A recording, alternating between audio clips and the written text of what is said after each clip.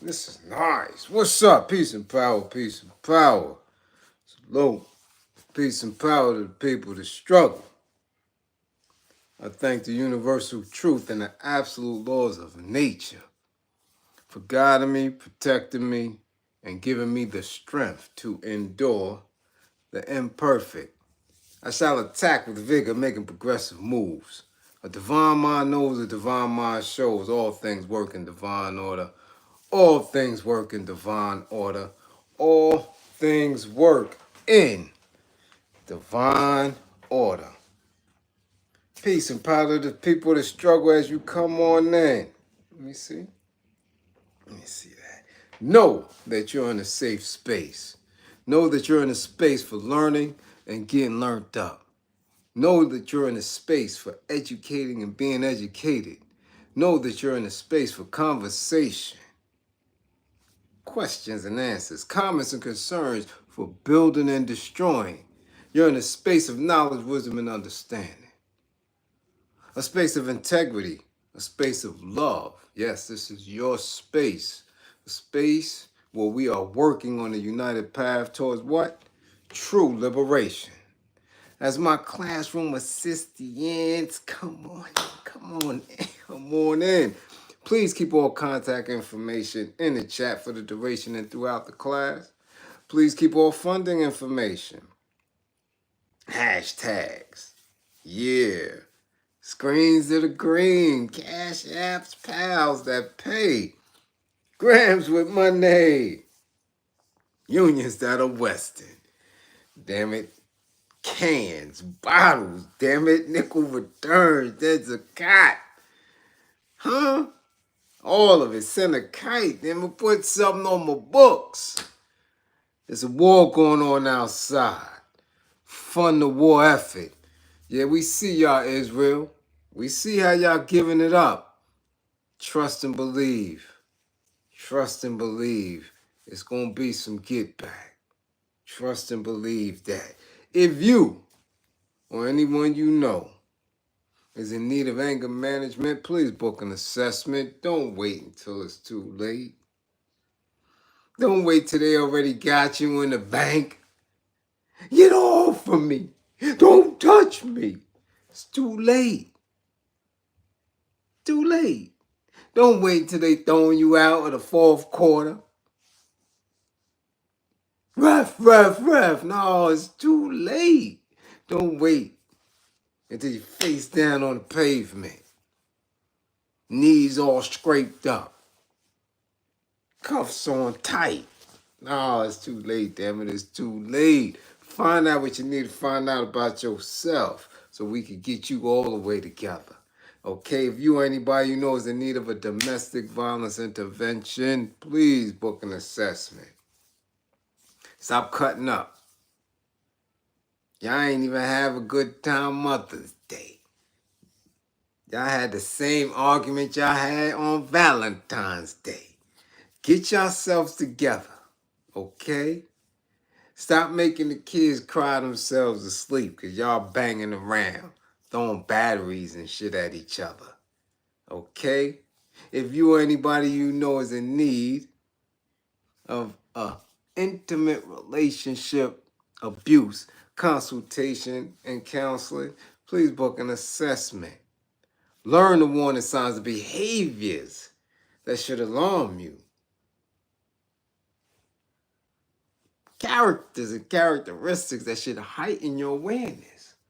People, places, events, conversations. That should trigger your alertness levels, something that may be wrong. Remember, with the information, the life that you save could be your own. What's going on? How do? Yeah, man, yeah. Yeah, had to come into a different space. Yeah. A little noisy up top, up front. So we gonna do what we do. Thank y'all for coming. What's going on? Yeah, we missed Fish Friday. I missed Fish Friday. Had a can of tuna. Maybe I can make it a fish Sunday, a salmon Sunday or some type of shit. But anyway, we here today. First order of business, congratulations to the New York Knickerbockers. Yeah. Yeah, congratulations to the New York Knickerbockers. Yeah, they did the damn thing. Yeah. Uh-huh. Yeah, scrape them right on up out of here. Yeah, get on up out of here. Yeah, we all right now, y'all. We looking real good. Yeah. Yeah, we looking real good. Going to the finals. Okay? Yeah. That's what we doing. But it's been rather busy since then. You dig? Rather busy, man. Uh, uh, uh. It's been so much going on just today.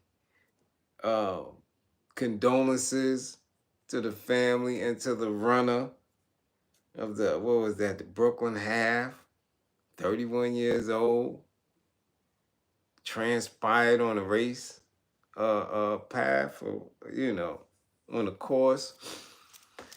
We had some clappings and it's been a busy Friday, Saturday. So make sure y'all safe wherever y'all at.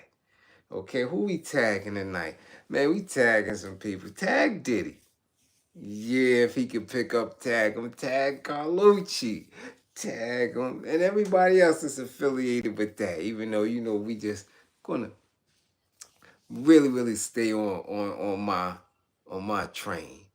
Yeah, I gotta stay on my train because nobody knew who he was. I told y'all who he was.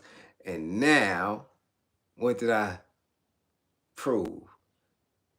This man done bypassed all of the social media platforms. His ass end up on Nightline. So you know how important he is. Yeah, so we're going to figure it out. We're going to ask some questions since the Free Diddy movement is gaining steam. Boy, watch your grippers, because if the goddamn puffs to come home, oh man. Oh man, I feel sorry for some folks. So tag them and tag Harlem. This is a Harlem thing, y'all. This is a Harlem thing. Y'all don't believe me? Take your ass uptown.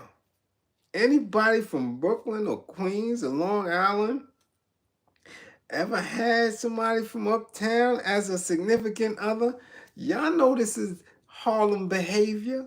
And Diddy's the epitome of Harlem. Yeah. So that support is gaining for him. Okay? Yeah.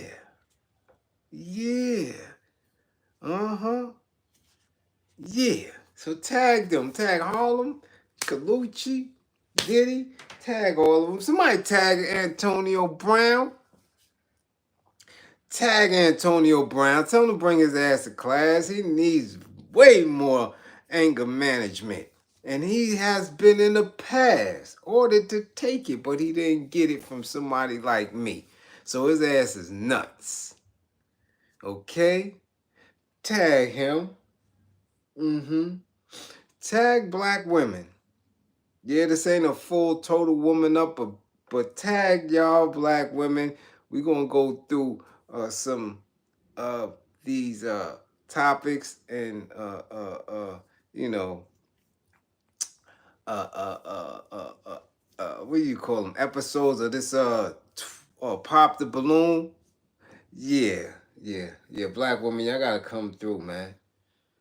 Y'all gotta come on, man. Y'all got some very dated belief systems.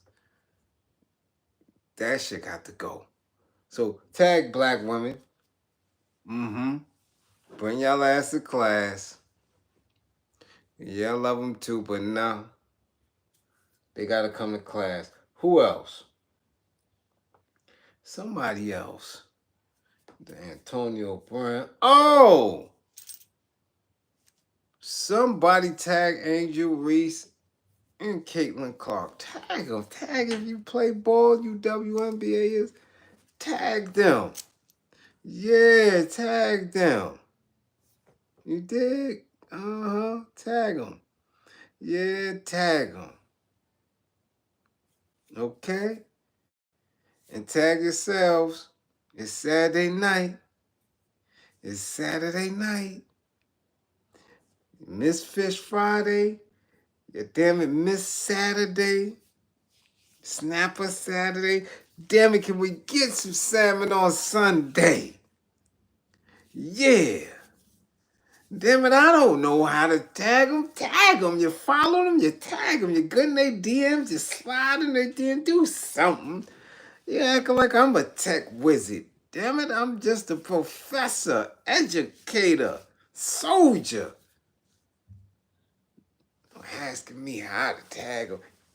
Tag yourselves. Let's get to it. Let's see who's in class, man. We got to take attendance. It's 11 minutes in. Woo, Philly Threats. What up? What up? What up? What's going on, Chris? You in the building? First in class. Ooh, Cool K King. Fake ass goddamn chef. He's second. And Tierra. Woo, Tierra staying in the top 3. What up, T? What up, Jersey? Is in the house. Hey, Wood, what up? Hey, Wood, we see you. Curly J, we see you. Dustfro 517, what up? Kenny's Unholy Grail. Elusive Views. April Brown, what up? Teach, we see you. Yeah, Chef Coffee, what up, Chef? Chef up some shit, Chef. Yeah. Hakim P, peace, peace, peace, peace. Mark Hans, Geechee, 3-4, what up, Geechee? WMH radio show, Philly in the building. NFNT, what up? What's going on? Peace. Bam Woods, Philly. Boy, Philly be deep. Yo, I gotta come to Philly. Yeah, they might give me a pair of sneakers or something. I might have to go. Yeah, I gotta go to Philly. Yeah, I gotta pull up. They might take me to South Philly and give me some vintage shit. They be in the building. Thrax Packs TV, what's going on? Grussler. What up, Cuckoo? Cuckoo the bag of bones in here from Zurich, Switzerland. What up? Ty Peace, what's going on? Yeah. Big Colorado. What up? Bionic Prince. What up? Mr. Mac 123. What up? Bernie. What up, Bernie? Brother to DC, the backyard again. What up? Yeah, we see you. What's going on? Ed 1050. What up, Ed? Huh? VHT, what up? Mello, what up, Mello? Damn, who else in here? Is it Mello in here? Alright. Alright, what's going on? Yeah, what's going on with you? What's going on? Tell me what's going on, A Wood. Yeah, he had the hammer. Yeah. What up? Young Bass, what up? Philip Boone, what up? Mark Milliner, what up? What up? Huh? What's going on? ACM, what up? Jeff, what up? Oh man, y'all deep. Ooh, Marshy. God damn it. Know how to set a Saturday night. All right, the makeup artist extraordinaire. Marshy's in the building. What up? What's going on? Ice, what up? Jonathan, Kid 55. Jonathan, Kid 55. Jonathan, Kid 55. Yeah. God damn it, what's going on? What's going on? Huh? Gotta talk about it. Gotta talk about it. And I have to take a little time in class, you understand? To pat myself on the back. Because I keep y'all informed. I keep y'all informed. Which, you know, should reaffirm for you that you're in the right space. Because again, I told you about Carlucci. Way long time ago. No one else mentions his name. Y'all thought I was crazy. I thought I was making him up. You're like, why Unc keeps saying that? Who the hell is a damn Lucci? Who's a Carlucci? And I kept telling you. He was a handler. He's a very important person. People thought I was bullshit. I kept saying, if somebody from Harlem, go find him. Didn't I tell y'all that? I told y'all that. Right? Now look. This man done made Nightline. Now, if somebody thinks that's a easy task, go make it. Do something to get on Nightline. I guarantee you, there's damn near nothing that you can do short of an absolute miracle to have your ass be interviewed on Nightline. I don't care who you are and how you align yourself with anything. They're going to investigate. They're going to make sure that you are credible. I'm telling you, it's not easy.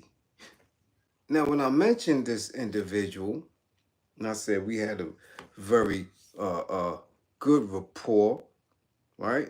A decent acquaintance for the amount of time that we had it, especially when I was in my backsliding, throw the hammer upside your temple back in them days.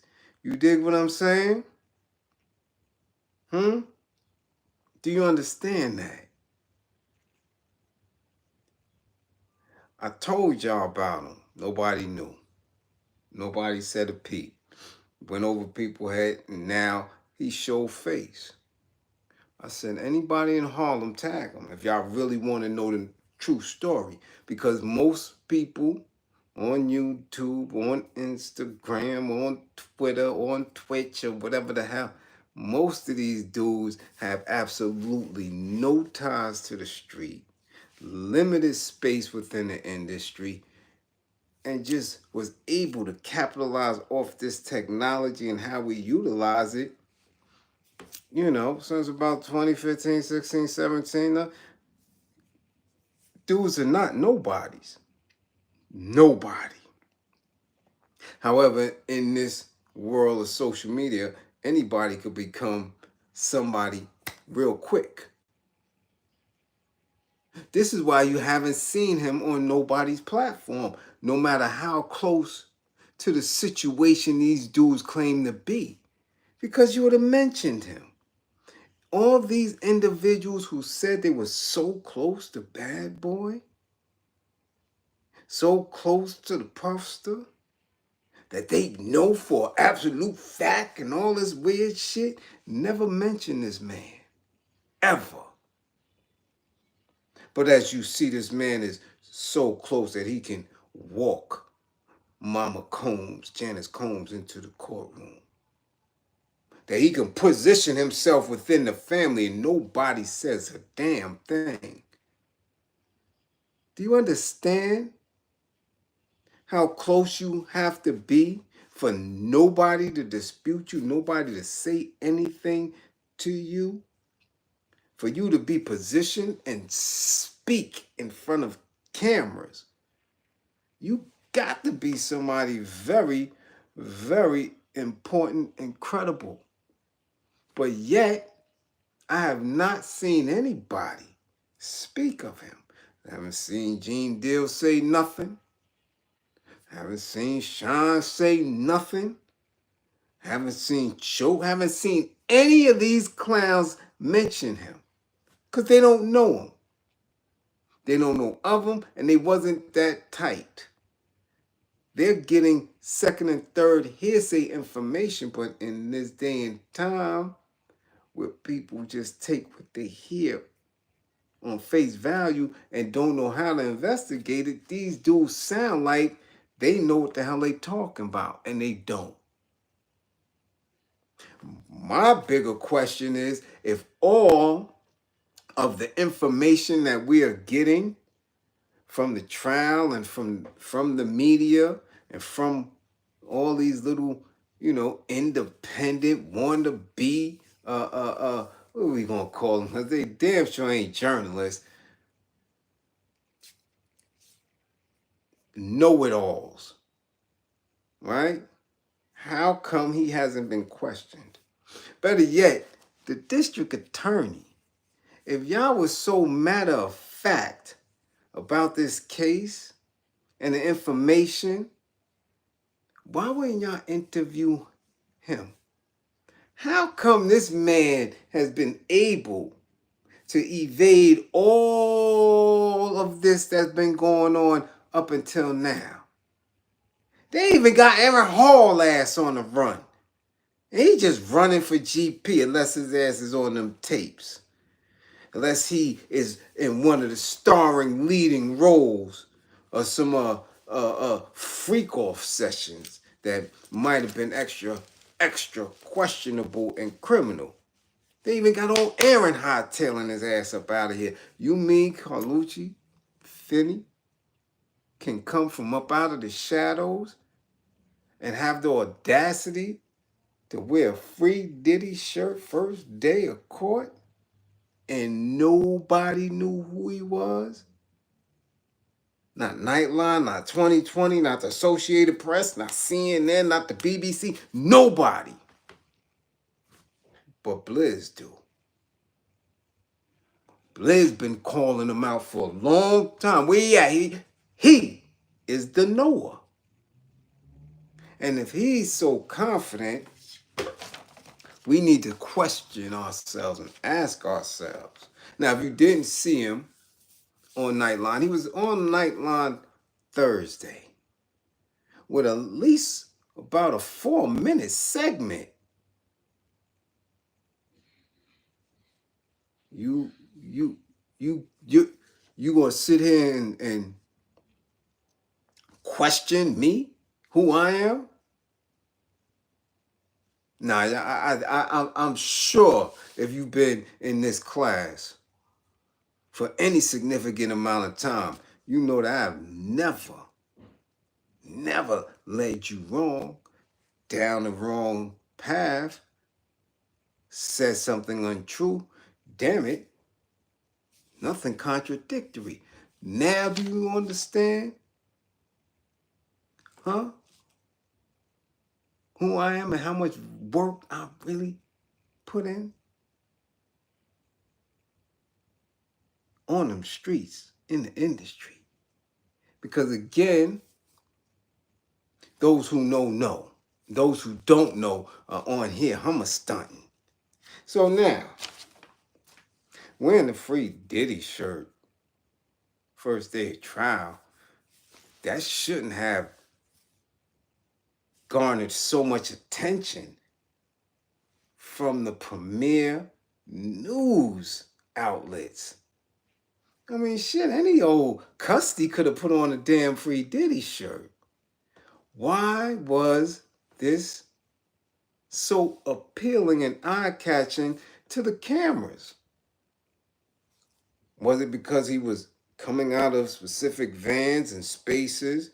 Was it because family members held on to him and that he was strutting? And matter of fact, come on. Who is he? Who is he that so many of these dudes fail to mention his name? I mean, maybe they scared of him. As I told you earlier, he's the knower, and trust and believe that it was a calculated move for him to come and step up during this trial to actually see who may be coming to testify, who may be not on the DA list, to see who coming to vilify this man and to show face and let people know that, yeah, the puffster is still able to reach certain individuals. Because again, you don't make the news for nothing. So now he was on Nightline and, during the interview, of course, they're going to ask him, they're like, who are you and what's going on? And notice your shirt. And, well, he said, I am a brother. said, I'm not just a friend. I'm not just a supporter. He said he loves the Puffster. The Puffster is his brother, and he's going to support him with every iota of his essence. That's what he said. And of course, you know, they do the little bios that show the old school pics of them together and all that. And of course, you're going to go through the regular questions. You know, what did you feel when you seen the video? What do you know about the relationship? Who is this man?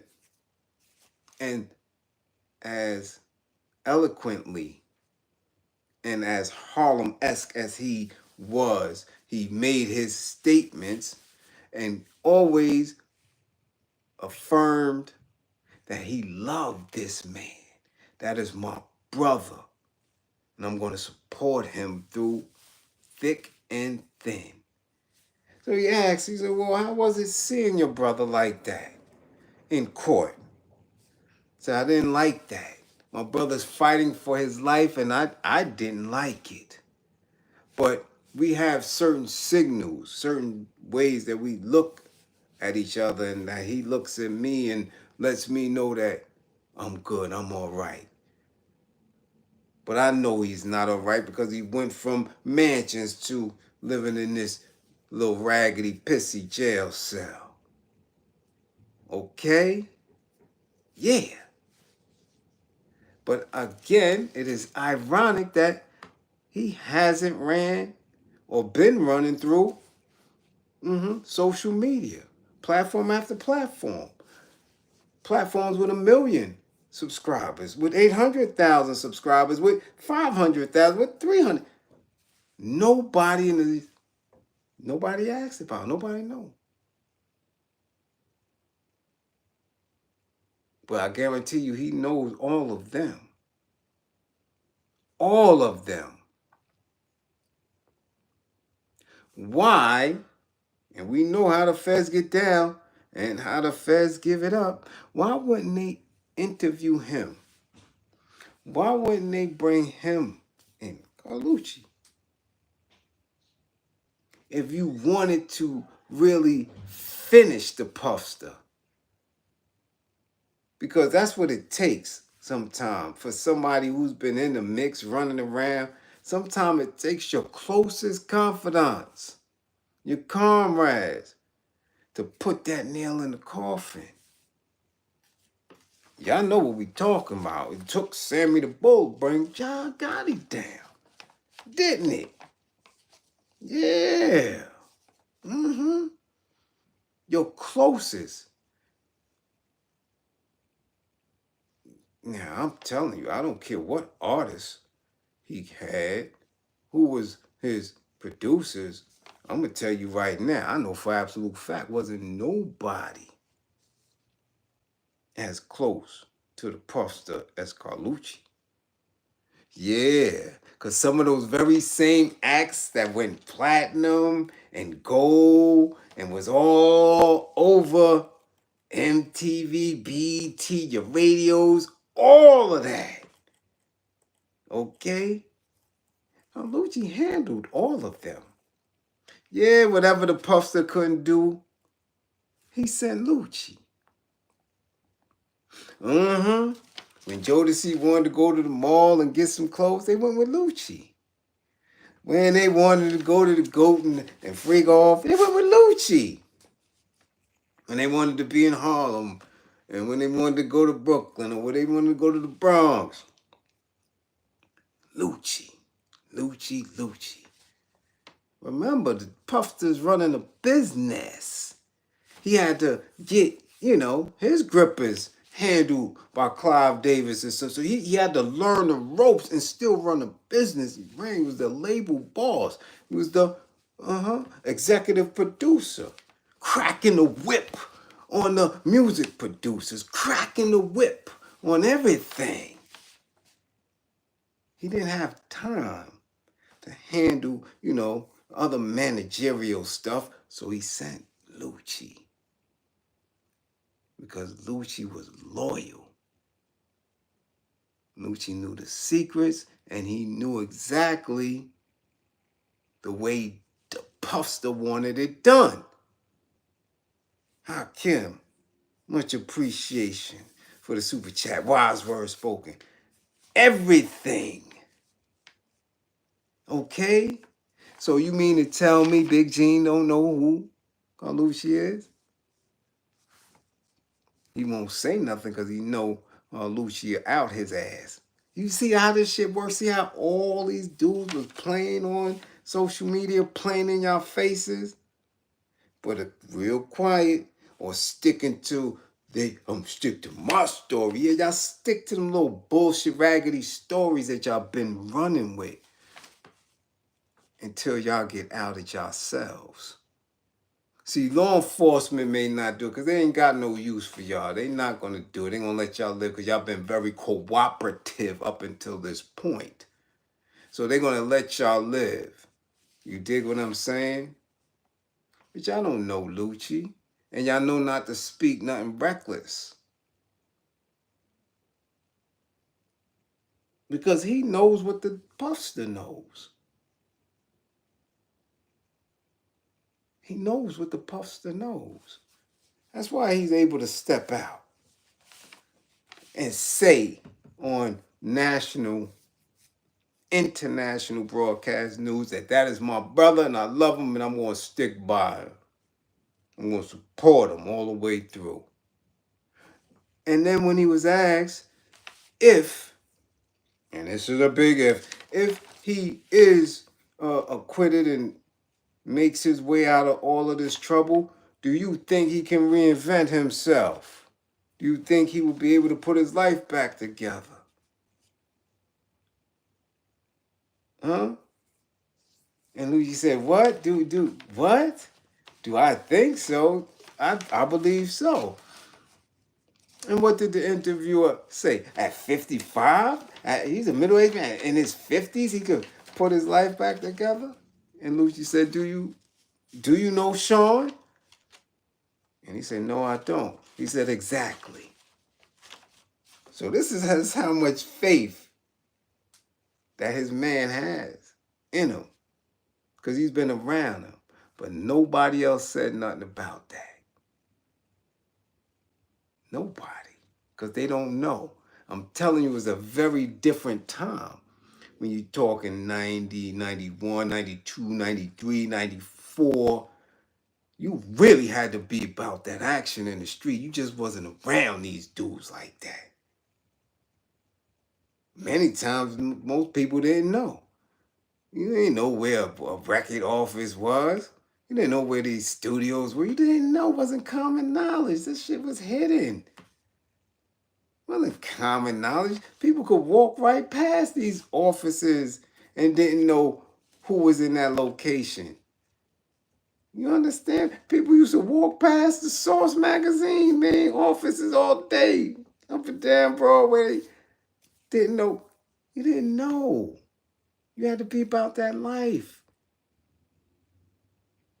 You had to really be attached to something or someone. But in social media, y'all got gas. Y'all really thought these dudes were somebody. And y'all still think they somebody. But as this case moves, you're going to see that most of these dudes ain't nothing. Reform custodies, homeless dudes that's just getting on their feet because y'all take care of them. You know, got a little bit of information, spit it out at the right time. Come on now.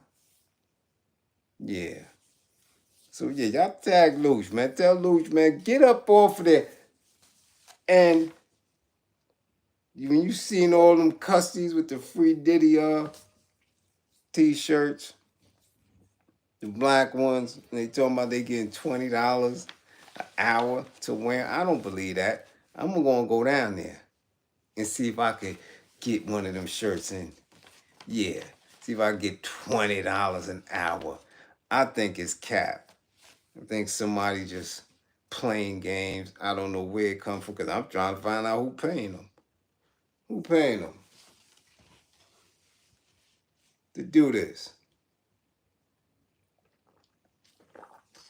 I'm going to let y'all know firsthand. I'm going to go down there firsthand and see if somebody recruit me to wear a shirt for $20 an hour. I want to know if that's official. Or somebody playing games again to, have a viral moment. And then you find out that it was somebody's what you call it? What you call that? Not a release. Oh my goodness. You know what I'm talking about. Yeah, I'm going to go through, Marshall. No doubt. I got it because, I deal with truth. We're not going to be playing. We're not going to be bullshitting. You dig? We're not going to be playing no games. What up, Hood Centers? You dig? Uh-huh. I'm trying to find out where everybody at. Where Crash Out Unc? Where he at? Y'all seen him since the trial started? Y'all seen Crash Out Unc? I haven't seen him. Tell me if y'all seen him. Nah, not Bonds. Crash Out Unc. Crash Out Unc dude came through right the week before they snatched him up. Came out. Yeah, you know what I'm saying? We love him in Harlem. We love Diddy in Harlem. Ain't nobody gonna send it. Real Crash Out. Like, yeah, we gonna do what we do. What happened? 2 days later, they locked Diddy ass up. Crash Out Unc nowhere to be found. You ain't knocked the feds out. Yeah, I ain't seen him. Y'all seen him? Tell me if he came to court. Yeah. Yeah, because I want to know why they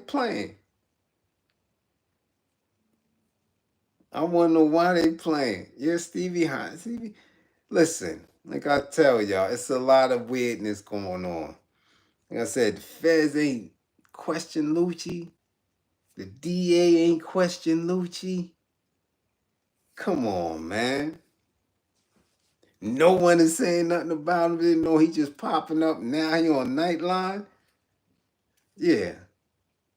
He might say, damn, man, I ain't even got to go through social media at all. At all. I'm just going to run broadcast. From Nightline, he probably go to 60 Minutes and a Sunday Morning. He probably on all the big boys like this. I'm not messing with that little social media shit. Okay? Well, you can be on point with what's going on. I don't follow it. I'm not going to follow it.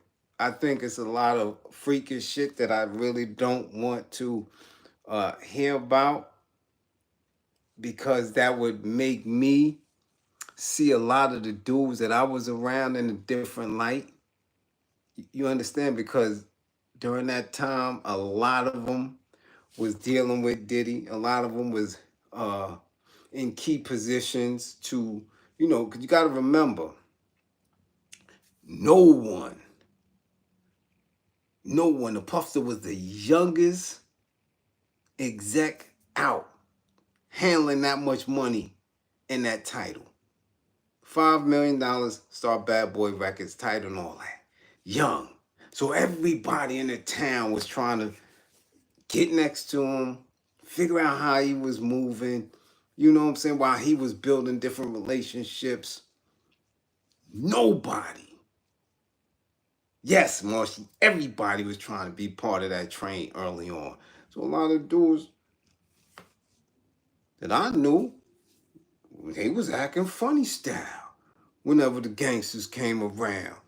The gunslingers came around. Like, yo, what up, son? We can't get in the function? Nah, son, wasn't none of that +1 shit back then. Dudes was getting in shit, they was gone. There was something up. Dudes was trying to go up to Westchester to go to the first freak offs. See, he used to throw these parties all the time. Damn, the white parties in the Hamptons and all. He used to have that shit up in Westchester. BK dudes was trying to figure out where it's at. He used to throw them shits at the crib. Okay? Everybody was trying to run and figure that out.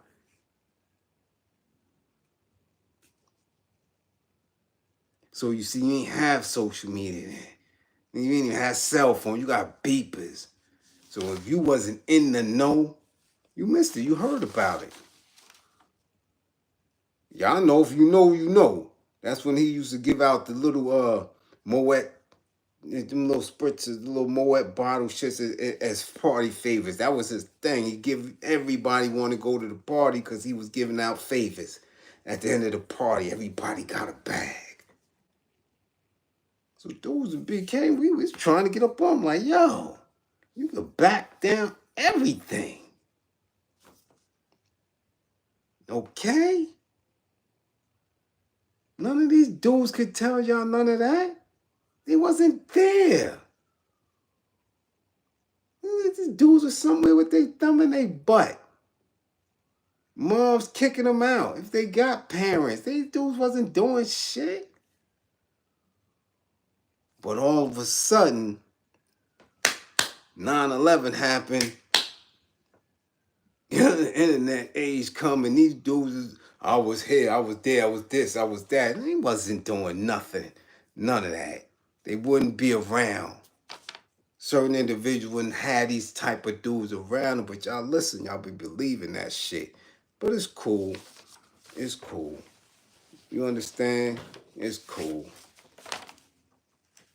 I'm telling you now, this is proof right here. Nobody can tell you about Mr. Finney. I want to tell you about Luch. Where Jay Black at? Where Jay Black at? When y'all going back to when all this stuff was going on and certain people was right there, where he at? Where these dudes at? If the feds was really doing their job, where they at? Jay Black court cases for them. Sean put that case on Jay Black. Wouldn't bail him out. Had him sitting on the island looking dusty. Knowing that he had another case up in Valhalla. And they left him for dead. That's how Sean got his bid, because you did dumb shit. Right? But these are dudes that would be instrumental if you're building a RICO case, if you're building a racketeering case when you're trying to follow the money. The money started with Clive. So these dudes would be able to tell you if any fishy thing was going on, because that's what we had on the streets. Okay? Yeah, I got to be on the case, man, because that's where the truth comes in. So when you start figuring and trying to figure this out, it'll make more sense to you if you in it like that.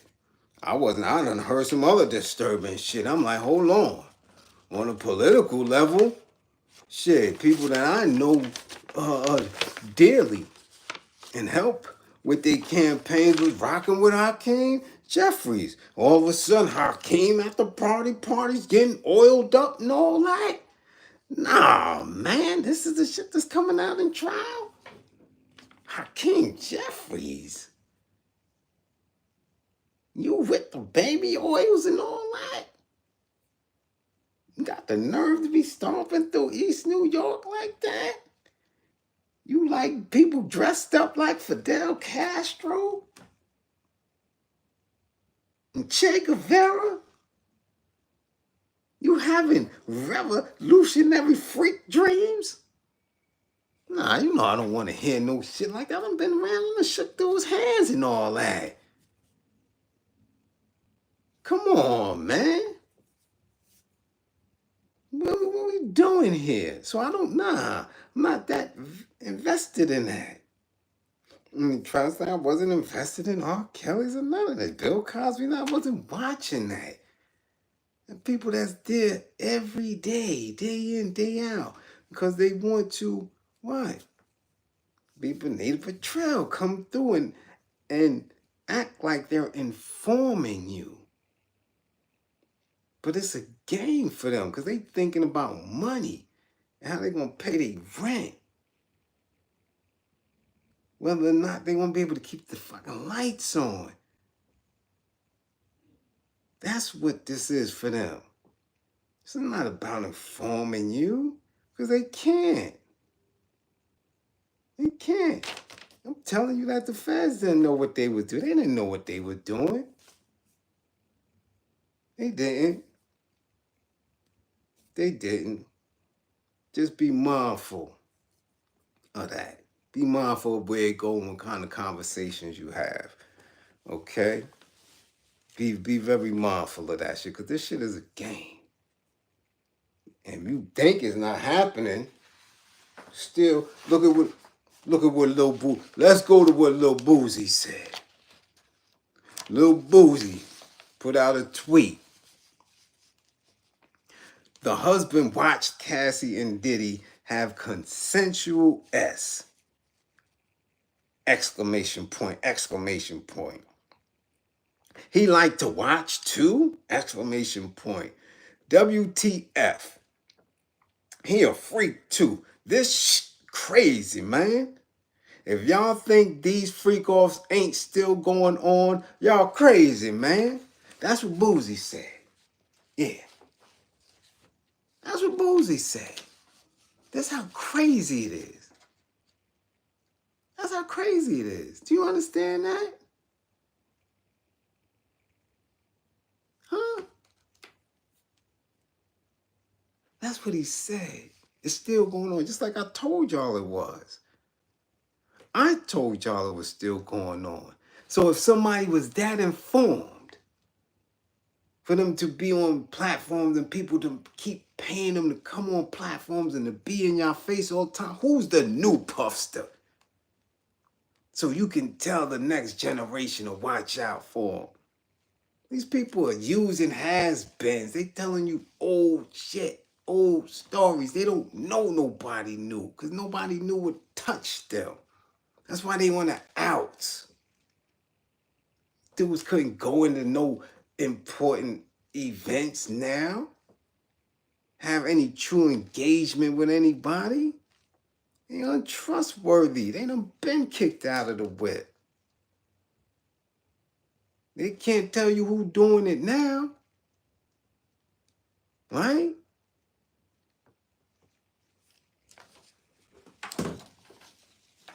And that's what Boozy said. Freak offs are still going on. That's why Club Shay Shay is the way it is. You know. Yeah. Old Miss Netta. He's still partaking in their own. See, they got their own thing, but it's not as organized and structured as the Puffsters. That's why that ex-NFL player got caught out there on the track with his 6-year-old son in the car. His 6-year-old, what they say, and then specifically say special needs, but challenges. You got your 6-year-old while you on the track. Why? Because, again, the safety, the institution of how they was getting down has been destroyed. So you're going to see a lot of people running amok loose, doing stupid, stupid stuff until they find out who is the new puffster. You understand? Yeah. You know it's new because right when Boozy put that tweet out, look at y'all man Safari, who we already knew is ultra sus. You know, we seen him in that little nasty ass leotard and shit, dancing around like he was Olivia Newton-John and shit. You understand?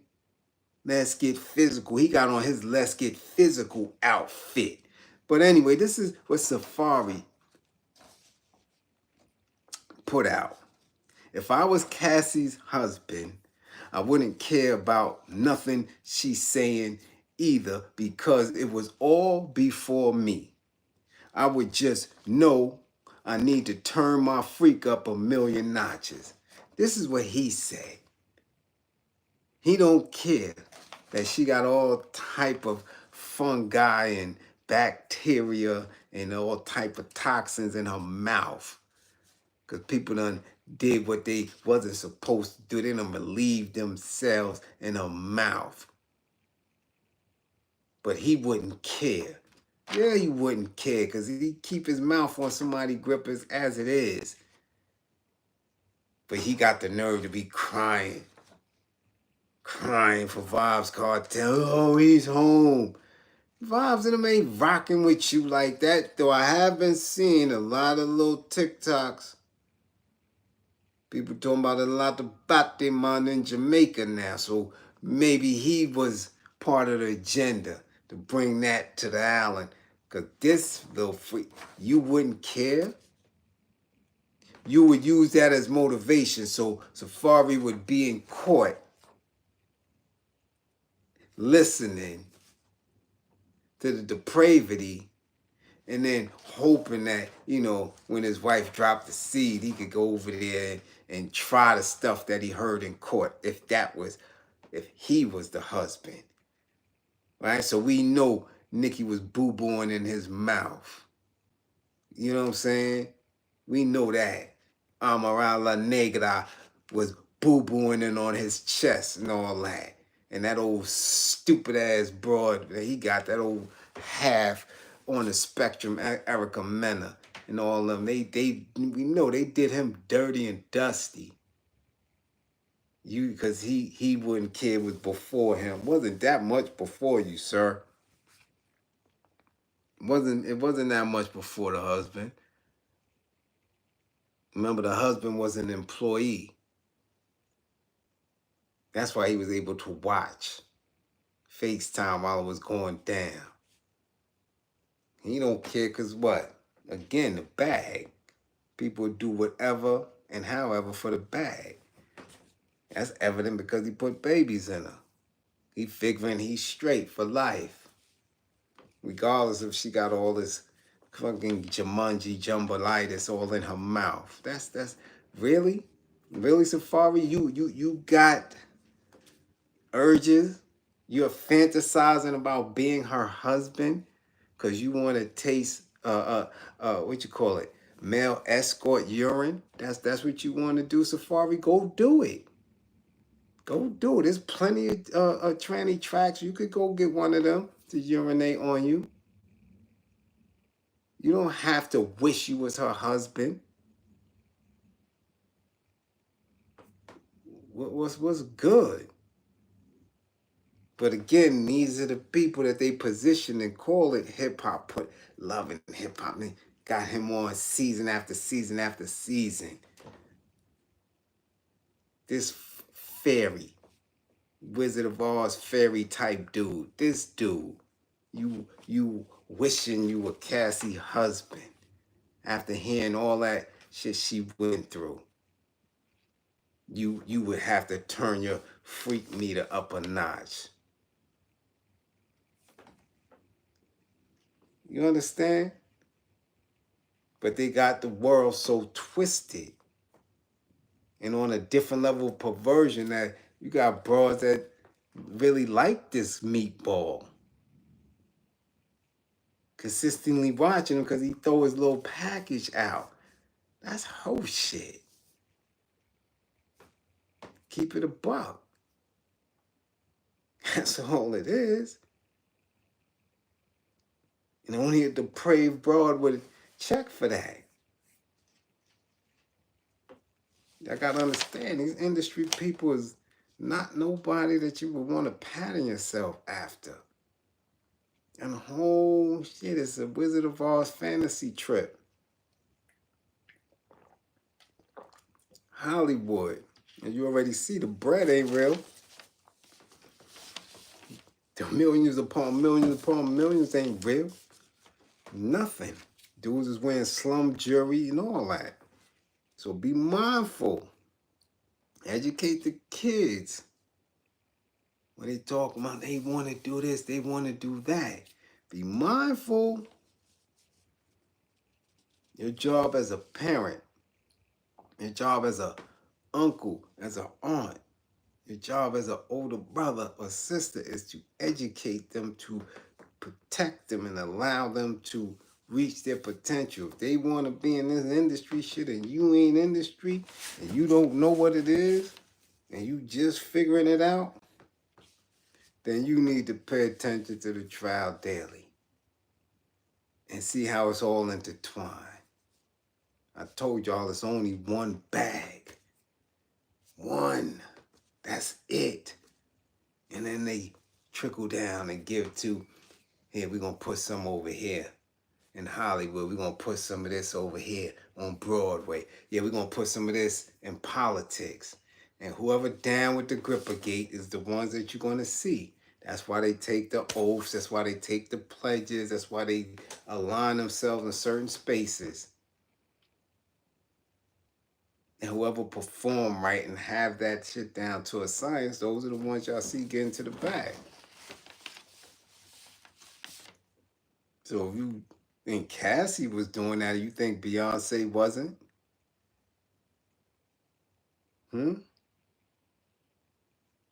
Y'all think she wasn't? Y'all think Mary wasn't? Y'all think Alicia Keys wasn't? They all went through it. They all went through it. What you think? Every last one of them. Every last one of them. If they didn't, they not in there no more. Guarantee you that.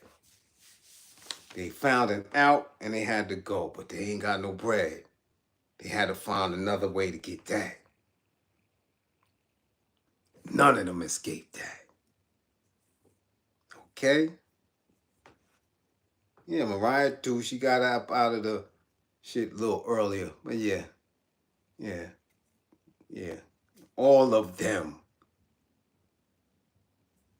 All of them. And if she says she caught something from them, they all got it. They all got it. If who? The Puffster gave her something that's the Batman Forever-ish?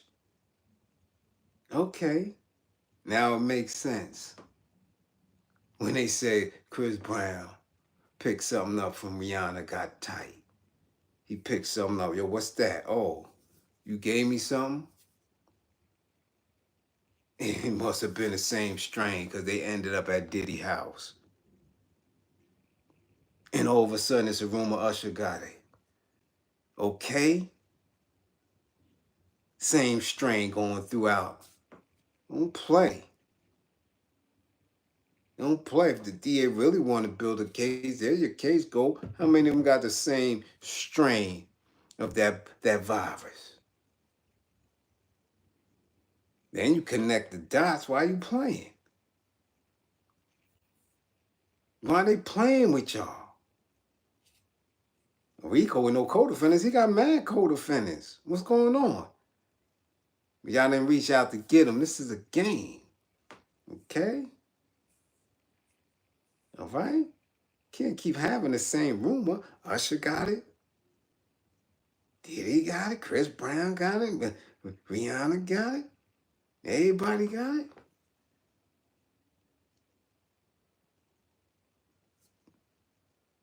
All right? So why would y'all think anybody escaped that? Why would y'all? Why? Why? That whole industry's like that. I used to get in these discussions before we move on. I used to get into these discussions a lot, quite often, in the day rooms and shit. We watching BET or MTV and one of these bars would come through. And dudes gonna be dudes. We looking at my, excuse me, you looking at Monifa. You seeing all the broads and you coming through. You know, the videos, Deborah Cox, you seeing it. And, you know, dudes getting discussion like, damn, son, I beat that. I'm like, wow, you would? Yeah. You talking about? You talking about? Because, you know, dudes is like, yeah, I beat that raw. Word? Really? And that's always the tester for dudes who really play. Because ain't nobody going to ever Georgia me. Believe that. You Georgia me, you crazy as hell. But that's a test when you're a certain caliber. You're like, damn, well, you a whole dude, huh? So I would always ask that. Like, you would beat for free? Yeah. For free and raw? Yeah, I hit Beyonce raw for free. I'm like, wow, that's deep. How you know she ain't got that thing? Huh? How you know she ain't got that thing? You don't know them. Because you see them on TV and they in that role, you think? And she ain't got nothing in her bloodstream? I'm not saying that she do, but you don't know that. But you're a beat, though. So I want y'all to listen to this shit that's coming through this trial.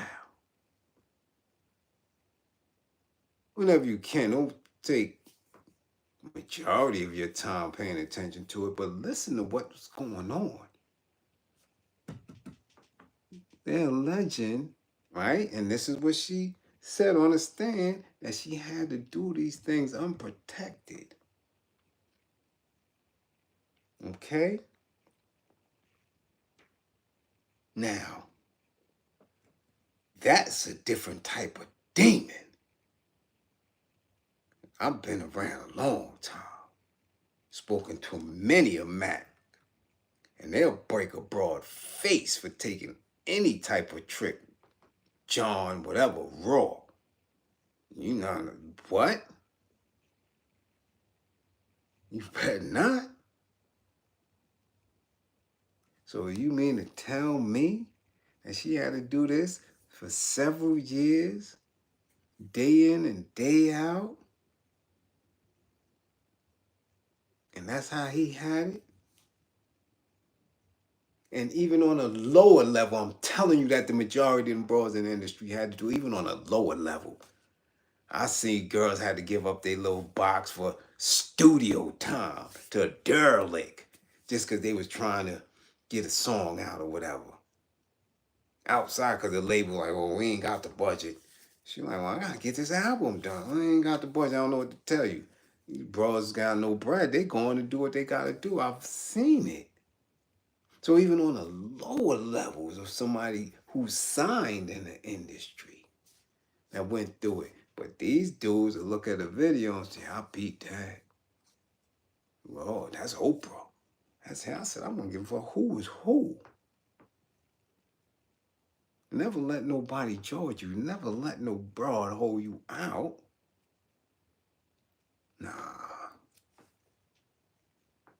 But they do. And it's even worse now because, again, the education or the game, or whatever you want to call it, has not been pushed down. And when it is, people don't listen. So now you got these dudes that, you know, and it could be some of your pops, your uncles, your husbands, your dudes going to DR, going to Columbia, going to all these little, you know, wayward islands. And yeah, they out there on some ODB. I'm just telling y'all how they give it up.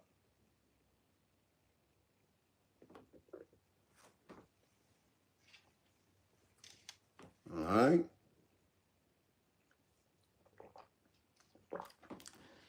So, when y'all see Lucci, tell him, man. Tell him Bliz said get at him. And fall back. Because it could go left. I understand that's your man and you loyal to the brand, but, man, know when to fall back. All right? So let's move on. Yeah, let's move on. How y'all doing? Y'all hanging in there? How y'all doing? Fun war effort, damn it. How y'all doing? Okay, where we going next? We got rid of that. I just wanted to make sure that y'all know where y'all got it from. Who told you about this man? Okay? Yeah, let me get rid of that. It's kind of warm back here. Or maybe it's just the lights. Kind of warm back here. What we doing? Damn, it's 11:42 already. How y'all doing? This might be a long one. Shit, I seen my dude for no fame. He went 4 hours the other day. I said, damn. I looked at that. I said, damn, he was going hard. I mean, was this a talking? 4 hours? Shit. He must have been getting a lot of war effort funding. Because damn it, that's a long time. Okay. Where we going? Oh, yeah, we got to go to Antonio Brown. Yeah, what's the matter with y'all, man? Now, we know he off. We know he off. Moo, much appreciation for funding the war effort. Yeah, much appreciation. First of the night. What's going on, Moo? Much appreciation. Listen, young man is full, but it could be some cap in this. I don't know why it doesn't settle right with me. Excuse me, y'all. I don't know why it doesn't settle right. I don't know why it doesn't settle right in here. Okay? For those of you who haven't seen it, you will see it. I don't know how you did. It's viral everywhere. Antonio Brown, former NFL wide receiver. Yeah. Consistently in trouble with the authorities. Is going viral. Okay? Sierra, much appreciation for funding the warfare. He's going viral for an incident that happened at a boxing match down in Florida. The boxing match put together, organized and promoted by that little old fake Aiden Ross. He's a streamer. Most of you don't know him. I don't know him. Don't know his work. Don't give a damn about him. Okay? But yeah. He organized this thing. Yes, we cooking in class. Quote up. Much appreciation for the super chat. Huh? Yeah. Well, the boxing match, I don't know if it was directly after because there was a lot of fights. There's a lineup I didn't know, not near fighter. Like, this is a whole different world. You know, it's not the classic anything, arena, promoters, fighters, leagues. This whole shit is different. It's not like Don King and Bob Arum and this is some old other shit that is, I guess, this generation. It's just cool. Go get your bread, do what you do. However, there was some fisticuffs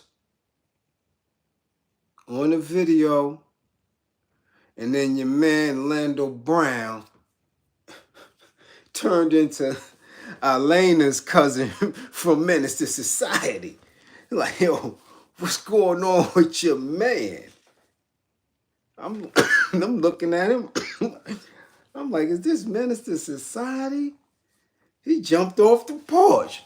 I got to handle my business. I'm like, yo, I know Antonio Brown is loose, but nah, he can't be Elena's cousin. Looking all wild and shit. Really?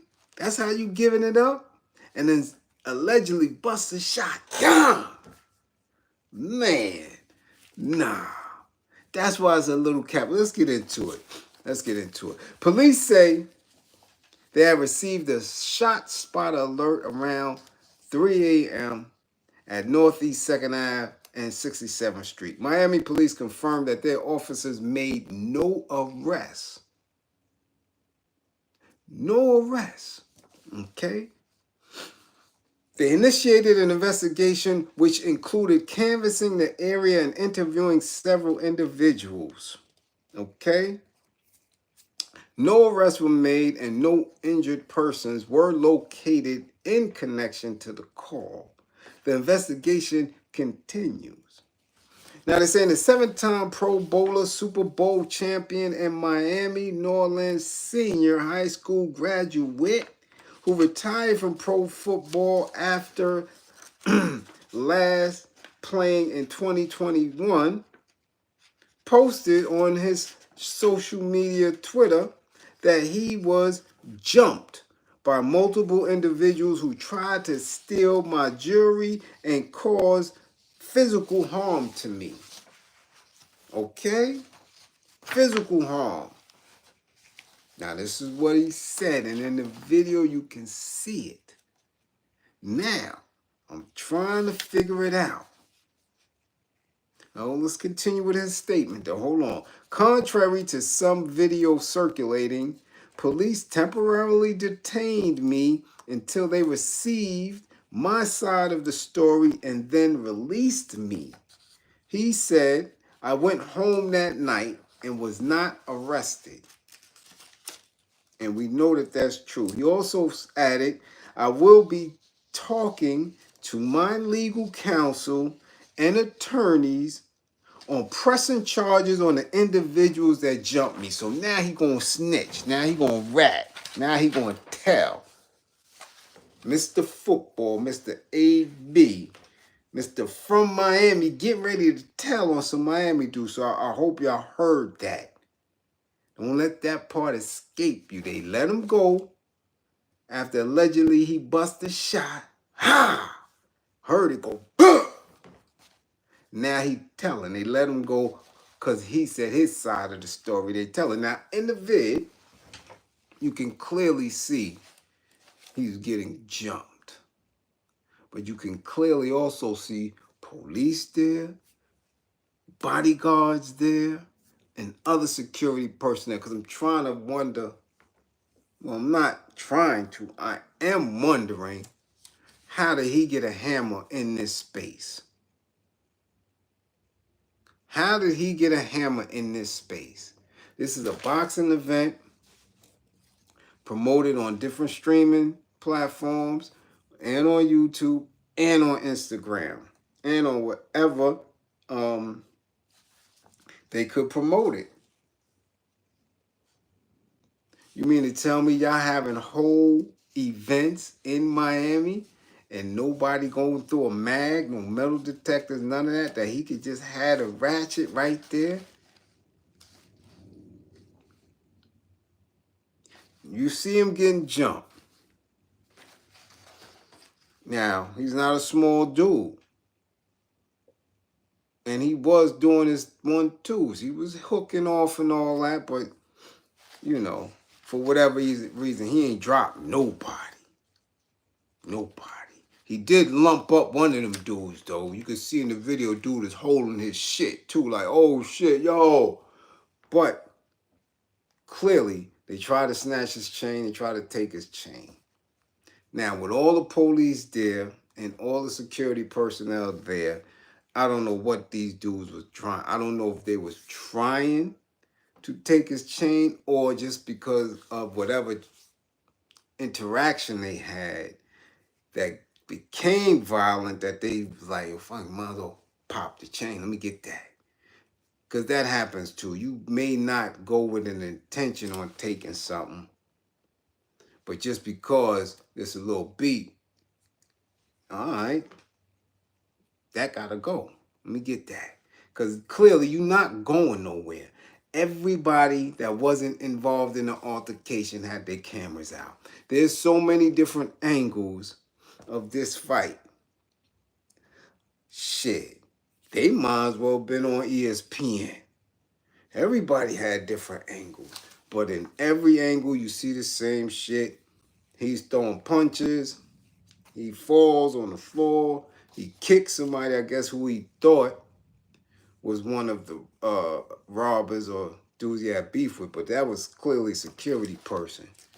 Kicked him up, and then in the mix of all that, once they have him, they then secure him, and here he come,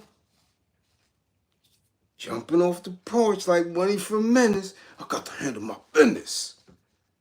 And start running. You see him reaching, and then, boom. Now, with all those police there, security personnel, this NFL player pulls out and busts and claps something, and he don't get clapped. They didn't clap him. They did secure him and temporarily detain him. But he was bold enough to clap. Listen, I hear people talking about, yo, in Florida, yo, it's legit, yo, it's stand your ground, yo, we can have our hammers. There's nowhere in any of that says you can have your hammer and bust in an arena or in a parking lot full of people.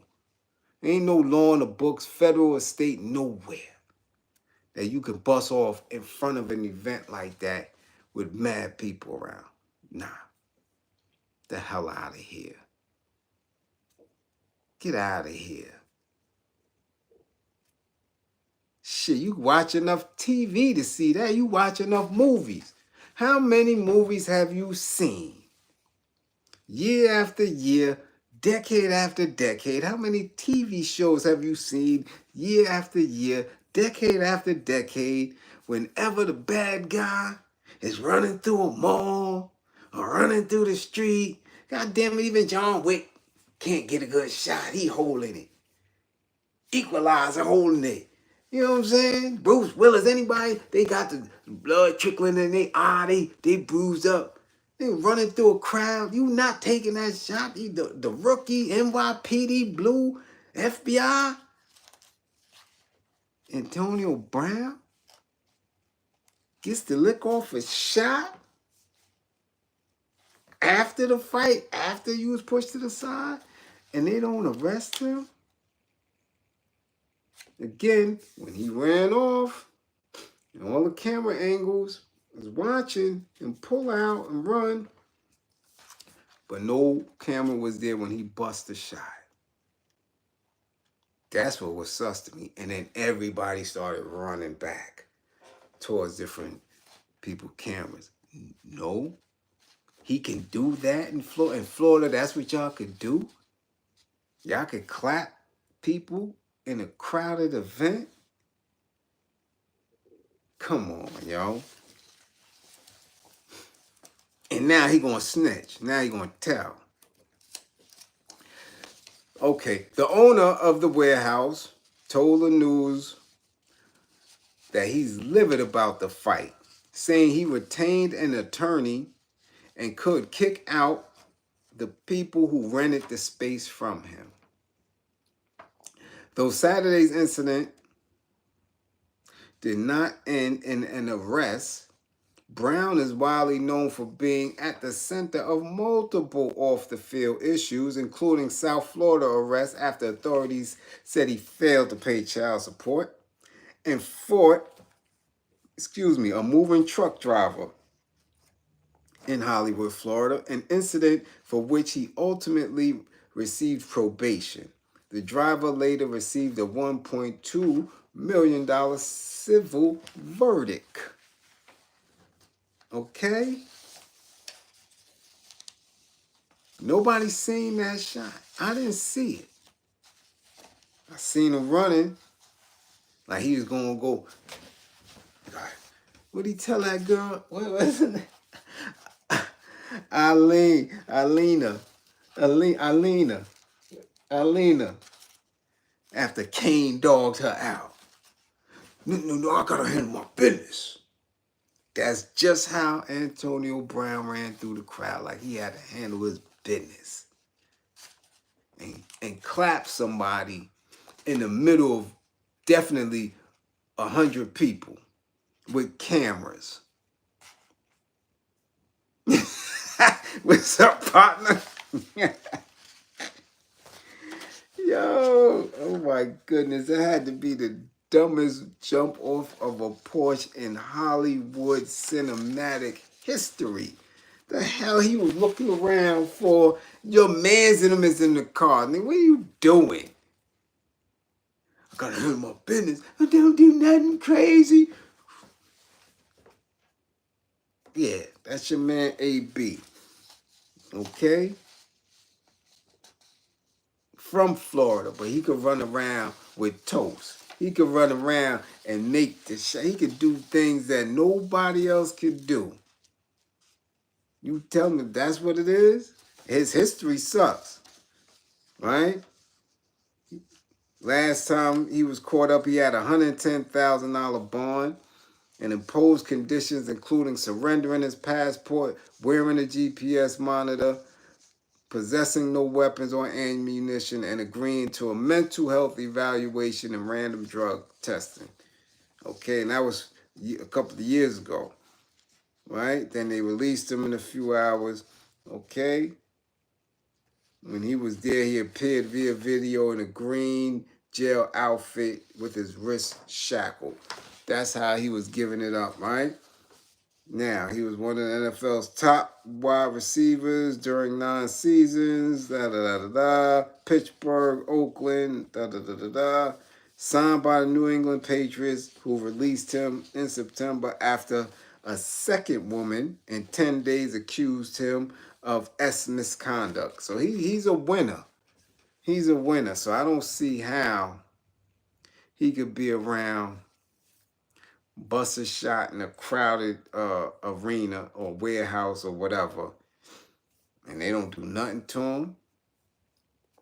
That's weird. I understand that somebody tried to take his shine. I understand that they jumped him. You can't just pull out your hammer.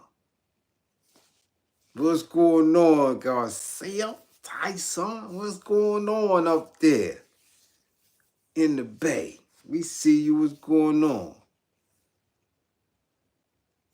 Yeah, it's giving a whole lot. Your man is off. He's off. But we know he home because why? We seen him with Charleston White. Him and Charleston White and Aiden. Real comfy and cozy after he came home. Yeah, or after they uncuffed him or whatever, he's still streaming. That's why I'm saying this got to be capped. Like, come on, man. You serious? This is what we doing now? Uh-oh. That's what we doing now, y'all? You mean to tell me somebody as troubled as he is, who had that many run-ins with the authorities, could just pull out and bust? Boom! Huh? Nah. Uh-uh. And he busting shots and taking shots like John Woo, like it's a John Woo flick. Right?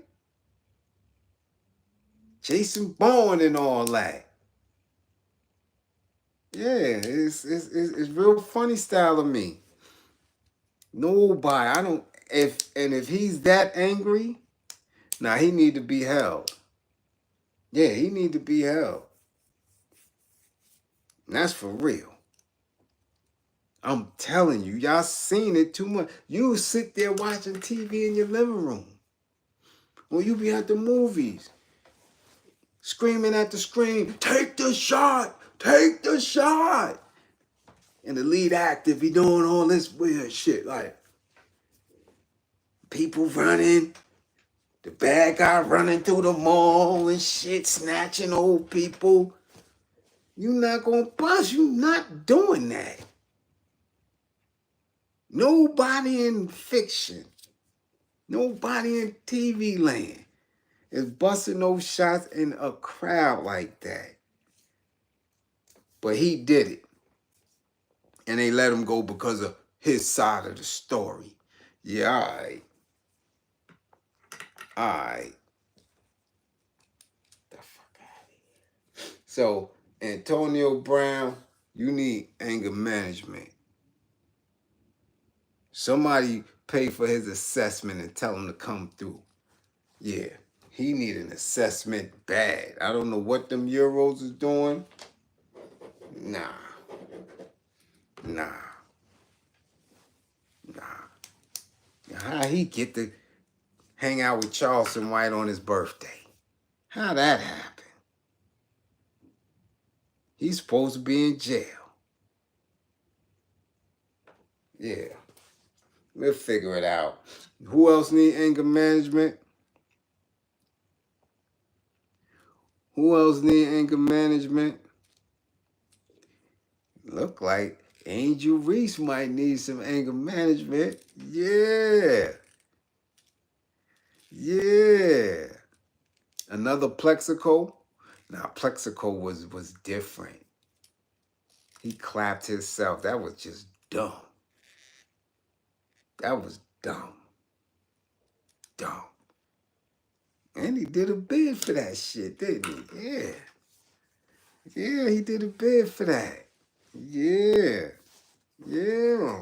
That was right around the same time with that Shine shit. A little after that. Everybody in New York was clapping themselves. He said, shut up, bro. Yo. But yo, listen, though, the real talk. Y'all girl Angel Reese, WNBA done started. Huh? Angel Reese. Come on now. Come on now. She ain't no tenderoni. She's a kid. Cut it out. She's a kid. Unless you a kid too. If you in her age group, all right, she a tenderoni. But she's a kid. I don't care what she doing, where she at. She ain't old enough to be dealing with nobody that got some real heavy intellectual capability and maturity. She's a kid. And she's going to respond like a kid. So if you a grown-ass man, understand that. Okay, she might not have that many up under the belt because she's an athlete. So she's going to respond to your grown-ass man the way a kid would. Get you an old woman, a mature woman. Cougar that been sitting on that cat marinating for a few decades. All right, leave these kids alone. Anyway, you know, shout out to our Liberty. They got their rings today. You dig? Yeah, well, big girls is young and immature too. They could be big and tall and goofy and just nuts and ditzy up here. Size ain't nothing. Trust and believe. And I've been around a lot of different women types and all that. Size don't mean nothing. All women respond right here. Right here. Yeah, shout out to my Liberty. They got their rings today. I don't know if they won. I didn't watch them. But I happened to, do my runs and, and people damn sure wasn't safe today. I mean, today there was a wilding in PK all over. Mad accidents, people getting into stuff. But anyway, I came back in and saw the ending of the Indiana-Chicago game and seen that Chicago was getting their ass bust. And I'm like, damn, they starting off with a bang. They put Indiana, Chicago. So we got Angel Reese and Caitlyn Clark day one. And when you know it, Caitlyn Clark, little old fake girl, and hit Angel Reese. Ha! With a flagrant foul, tossed her on the ground. And Angel got up and tried to get at her. Yeah. Try to get at her. Like, yo, what the... Listen. But she used... Well, the coach jumped out, in the other ref. But she was hot. She was tight. She was getting ready to crash out on that court. Because that was a very hard foul. And this Ofe Something wrong with her. I'm going to tell y'all that right now. I believe something is wrong with Caitlyn Clark. She don't have it all. She don't. And the more I see her on TV and I watch her play, it's evident. I've seen her do this shit in college, and I've seen her do it every year since. She's only, 2 years? Is their second year in the league? And I'm telling you, she's off. Her response when she doesn't get the ball, her response if she passes it and teammate miss, she's not well. For a young person that's just coming into the league to have that type of shit, that you ain't Kobe. You ain't accomplished shit yet. Slow down. But she's a little off. I'm telling you. And it's going to come out. It's going to come out soon. So anyway, she hit her and act like, just take it. You know, like she Bill Lambier. You know, hard foul. Knocked her to the ground. And I'm telling you, I've seen Angel get slapped in the face. I've seen her get, but that shit, nah. That had her tight. And they was losing. It was getting blown out. She jumped up ready to hook. So, you display something there to me, Angel. You might need some anger management. Because I know you clearly traumatized and triggered by all of the discussions that they were having with you from college. And the comparisons and the history between you two. So anything she does is going to trigger you. You're going to be, next time, you might not be able to hold yourself together.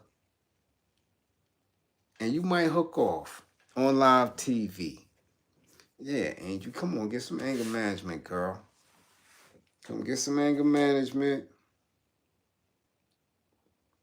Mm-hmm. Mm-hmm. Don't ruin your career. Because this ain't the fellas. Right? Men been doing it. They been fighting in basketball forever. But if you black that girl eye on national TV or something, nah, them old faces gonna hate you forever. Forever. You did? So she got the flagrant. But it's gonna be some shit this year. It's gonna be some stuff this year. Yeah. Yeah. Angel just isn't good. She's not. She's not. She's not. But in today's sports, who really is? A lot of these kids don't have the hunger. They weren't taught the fundamentals. So a lot of them are lacking, But she's not. She's definitely not who they made her out to be. Especially if you watched. I was watching a good bit of her college game, her collegiate games. I was like, nah, she's not going to be that on the next level. But her rookie season, she did what she was supposed to do. No, she not nice. She not nice. She's not. She could shoot. That's it. She not nice. She don't have no handle like that. Now, she passed you. She ain't no Tisha Penichero. That was nice. When you're talking about point guards in WNBA, that was nice. Tisha Penichero was for real, for real. So, no, Caitlyn ain't that. She can shoot, and that's about it. So, this is the story, though. This is how it went. Caitlyn Clark and Angel Reese agreed on one thing Saturday. Their minor dust-up during the season opener was just the result of a basketball play, okay? Aside from that, Clark did most of the talking. She downplayed the on-court fracas that occurred with 4:38 left in the third quarter, which spurred Indiana to a 93-58 victory over the Chicago Sky. It started with Reese grabbing an offensive rebound and Clark slapping Reese's arm hard enough to jar the ball loose and knock Reese to the floor. When Reese got up, she tried to confront Clark before Indiana center Aaliyah Boston stepped in between the two players. Clark's third personal foul was upgraded to a flagrant one, while Boston and Reese each drew technical fouls following a replay review by the referees. Let's not make it something that is not, Clark said after posting the third triple-double of her career. It was just a good play on the basketball. I'm not sure what the refs saw to upgrade it, and that's up to their discretion. It's a take foul to put them on the free throw line. I don't know. Yeah. Angel Reese need to bust her ass next game. For real, for real. She needs to. She got to crack her. They got blown out on national TV, and she got thrown to the floor. Next game, she better score a 50 bucket on her. She need a 50 pack. How's she getting triple doubles? Because she passed that rock.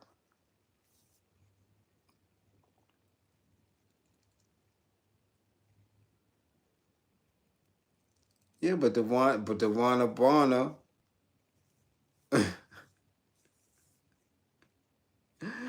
she was worrying about passing. Who was she trying to pass? She was trying to pass Tina Thompson for all-time scorer. You know? Come on, Tyson. What you said? Reese not scoring 50 ever? Y'all wildin'. Leave my girls alone, man. They could ball. They got a little hoop in them. She might score 50. She gonna score 50. He said not ever. All right? So now, this is always a touchy subject for me because I love my women. I really do. I love black women more than anything that the universe has created. Lord knows I do. And I don't hide it either at all. I love them. I believe in their dreams. I love me some black woman, Jack. I listen. I'm very attentive. I love me some black woman. Okay? But damn it, y'all getting dumb. Y'all getting very dumb. I don't know what happened. It's like somebody is sucking y'all brains out. And I don't get it. I really don't. Really don't. And as always, it's not a majority. It's not a majority. So don't take it like that. And don't be on no sister friend, sister girl shit. Don't do it. Because y'all quick to jump up with that shit and these bros don't think nothing about it. Okay? I want to say that this particular part of the class was brought on by Pop the Balloon, which I really, I'm very, very late as far as watching and being exposed to it.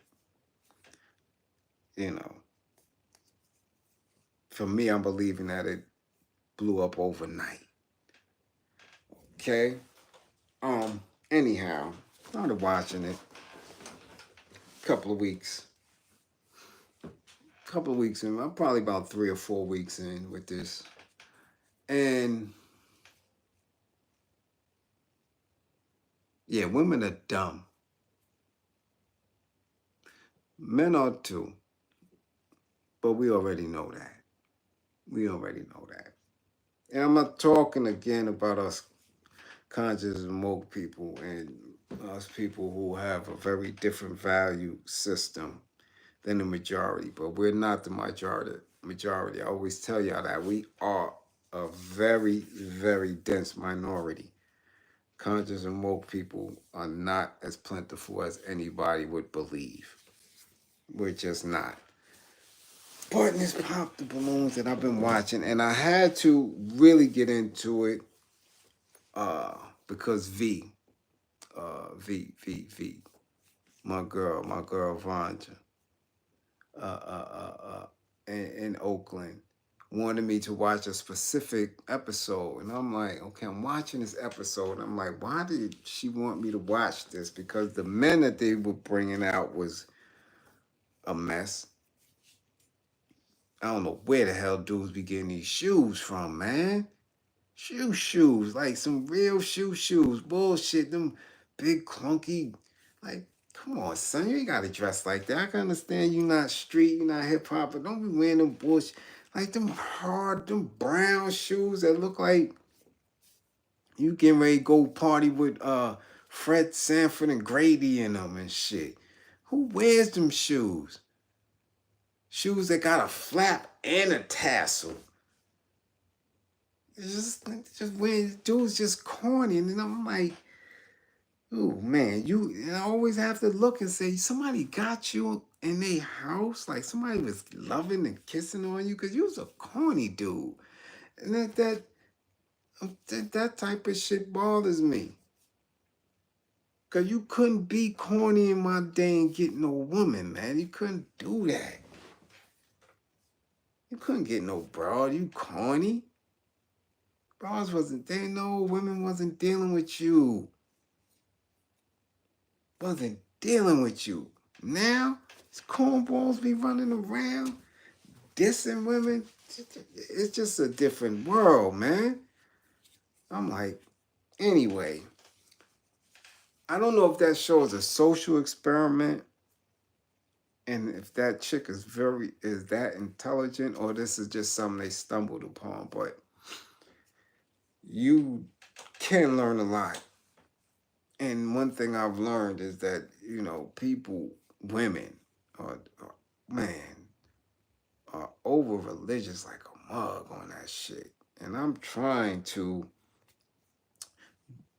be as selective yet intentional with what I'm saying when it comes to this because I don't get it. I don't get it. Right now, and I've seen this said several times, and I only watched. I'm telling you, maybe I watched maybe 6 episodes. I'm quite sure that this shit got about at least 100 some episodes because it got picked up, right? And they made some off-brand shit using the title. But I'm hearing more and more, especially this last weekend, where they happen to bring some women back from old shows, and they talking this God-fearing. I need a man that's God-fearing.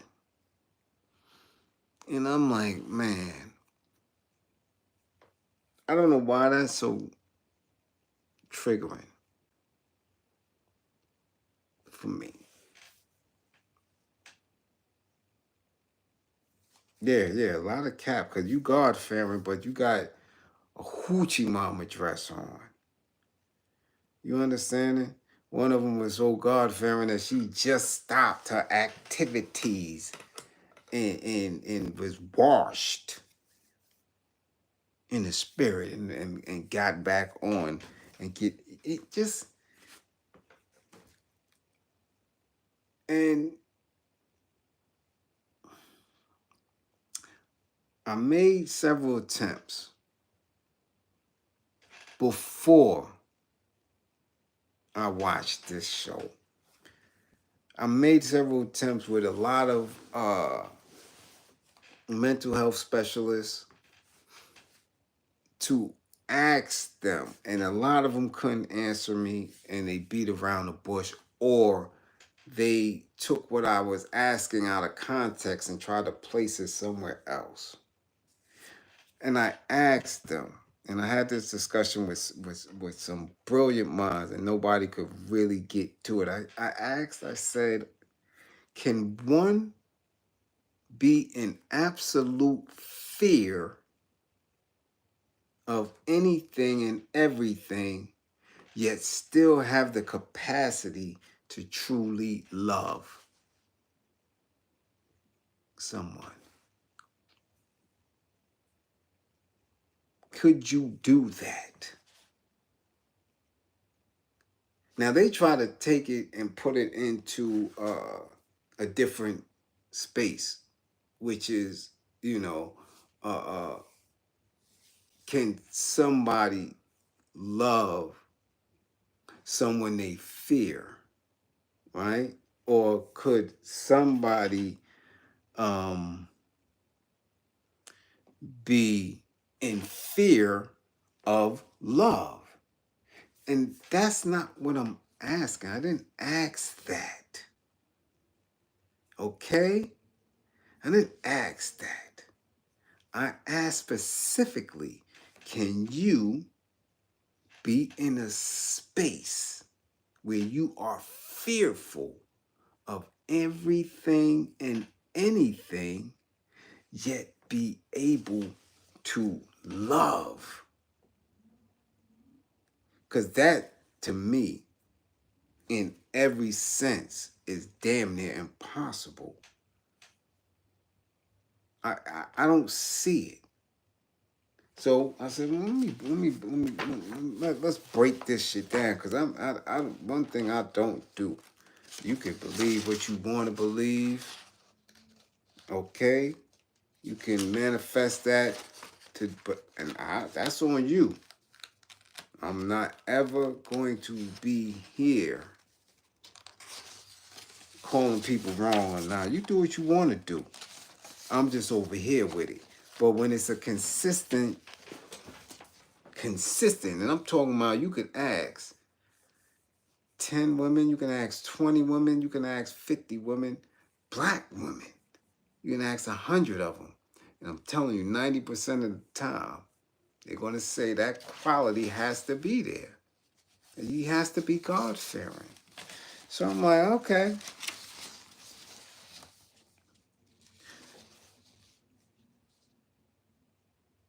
Let's deal with, and yeah. Let's go to what fear and phobia and certain things are in the clinical space, right? The technical definitions of it, okay? Because I'm trying to figure this shit out. Because in order for me to love you and to receive love from you, I have to be fearful of God. Now, I told you that the other day, right? That concept is very weird. That some entity is based on fear when you are moving correctly. You're supposed to fear, you're not supposed to love it. You understand? That's weird for me. Always been. Always been. So now let's get to it. The term panphobia was first coined in 1911 in the work The Psychology of Emotions, right? And its author defined it as a state in which a patient fears everything or nothing, where anxiety, instead of being riveted on one object, floats as in a dream and only becomes fixed for an instant at a time, passing from one object to another as circumstances may determine. And I know that sounds a bit much, but when you're saying fear of God, you're saying it's something that you never saw, or no one has ever saw. And in that, fear is supposed to be included in everything you do. Everything you do, you're supposed to fear the word, right? And definitely Christ, because these women are Christians. So on the show, so they're speaking of the Christ. So now a man would have to submit to whatever this woman's idea is of Christ. So if her idea of Christ is an Ophe, you shit out of luck. That's what none of these dudes are asking on this show. So I'm giving, if it should move and people should listen to me, this is what they need to ask. And this is what I'm telling any of you men to ask. If somebody approaches you with that, you say, oh, okay, well, what's your image? What is your concept of the Christ, and how do you see Christ? What does Christ look like for you? Okay? So you can eliminate this broad or any broad real quick. Because in all reality, at people core, especially our women, at their core, they may tell you that that's who they are and what they're into, and because of their families and they inherited this, and they may have went through some type of traumatic this, that, and the third, and they weren't following, and now they back and they saved and all this other shit. What does Christ look like to you? Because if you're Christian, you're in the space where you believe that Christ was a man and appeared as a man. Okay, because Catholicism is different. You're dealing with that Trinity. Christians, y'all dealing with Jesus Christ, a man. And check me if I'm wrong. You're saying he's a man. So in all reality, if you are saying that that's who you following, that's your higher power, and that's God, your idea of Christ, because Christ was a man. Ain't nobody gonna dispute that. Muslims, Jewish, nobody. And if that man that you are worshiping is an Ophe, black man ain't gonna have a shot. Not gonna have a shot. Okay? And y'all conscious and woke people could say all that you want. I'm telling you the average. Over 7 out of 10 black folk don't believe that Christ is no melanated person. Y'all can call him Yeshua and all that. That's you. And maybe some of us, the average. Millions upon millions of black folk got an image. When they pray at night, when they pray during the day, when they in their customs and believe he's an Ophe.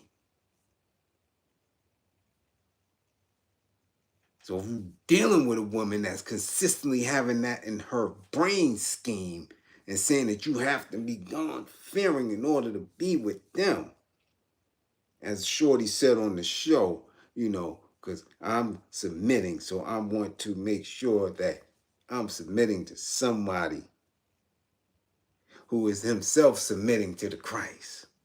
And if her idea of Christ is an Ophe, you're going to have a problem, sir. Okay, so now let's get to it. The terms come from the Greek pan and neuter, right? Pas or all, phobos is fear. The Greek root word pan describes the unpleasant state inflicted by the intervention of the god Pan. Pan, okay, is characterized as a human-animal hybrid who appeared as the agent of panic, fear.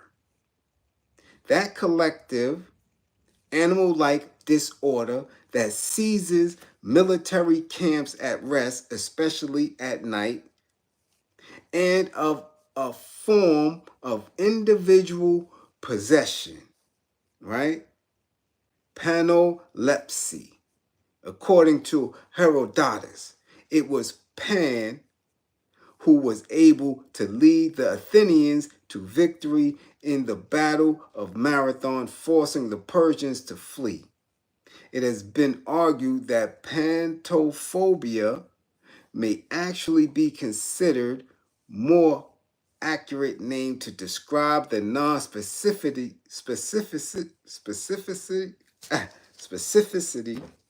associated with a fear of all. Because when you're fearing this entity, you're fearing everything. Because God is everything. Right? God is everywhere. God is everything. So if you're fearing, if you're a God-fearing person, you fear everything. So you're in a consistent state of anxiety, of fear, of turmoil on a regular basis. How can you love?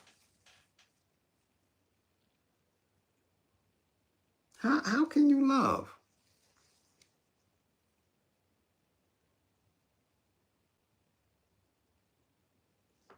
Okay? What makes us fearful? The universal trigger for fear is the threat of harm, real or imagined. So far, the concept in religious doctrines is imagined. Okay? It's imagined. This threat can be for our physical, emotional, or psychological well-being. While there are certain things that trigger fear in most of us, we can learn to become afraid of nearly anything. That is what fear is. Fear paralyzes, right? You could be scared of the darkness or loss of visibility or surroundings, heights. You could be scared of, or flying. You could be scared of social interaction. You could be scared of rejection. Snakes. You could be scared of death and dying. You understand? Let me go again. The universal trigger for fear is the threat of harm, real or imagined. So now if you're God-fearing, you're fearing God. Real or imagined, how do you love your significant other? How do you love your significant other? How are you your whole self? How are you able to take the best parts of you and love your significant other when you're in a consistent state of fear? Persistent fear can sometimes be referred to as anxiety. If we feel constantly worried without knowing why, the inability to identify the trigger prevents us from being able to remove ourselves or the actual threat from the situation. While anxiety is a common experience for many people, it can be considered a disorder when in recurrent, persistent, intense, and interferes with basic life tasks such as work and sleep. So you mean to tell me that you're God-fearing, you're in a space where you're consistently fearing God because of the word. That you become anxious. Got to get to church. Jesus, take the wheel. Oh, wait a minute. Ain't what Jesus said, ain't what the word said. The word said, pastor, word. But I'm supposed to love? How? Make it make sense.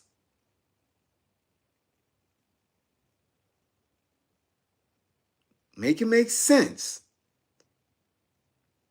If anxiety is a disorder, and you know it's a disorder because every other commercial is giving you something for anxiety or depression or something. These are disorders, mental disorders, usually brought about from fear. I told you what anger management is. I told you what anger is. Anger is psychobiological response to triggers brought on by past traumas. It's psychobiological. It's a disorder. If you're not able to catch it, if you're not able to manage it. So you mean to tell me you're supposed to be in a consistent state of disorder, God-fearing, in order to get with a black woman? You out your goddamn mind.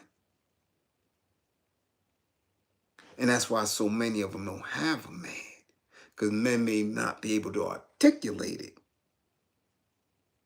But they damn sure ain't with it.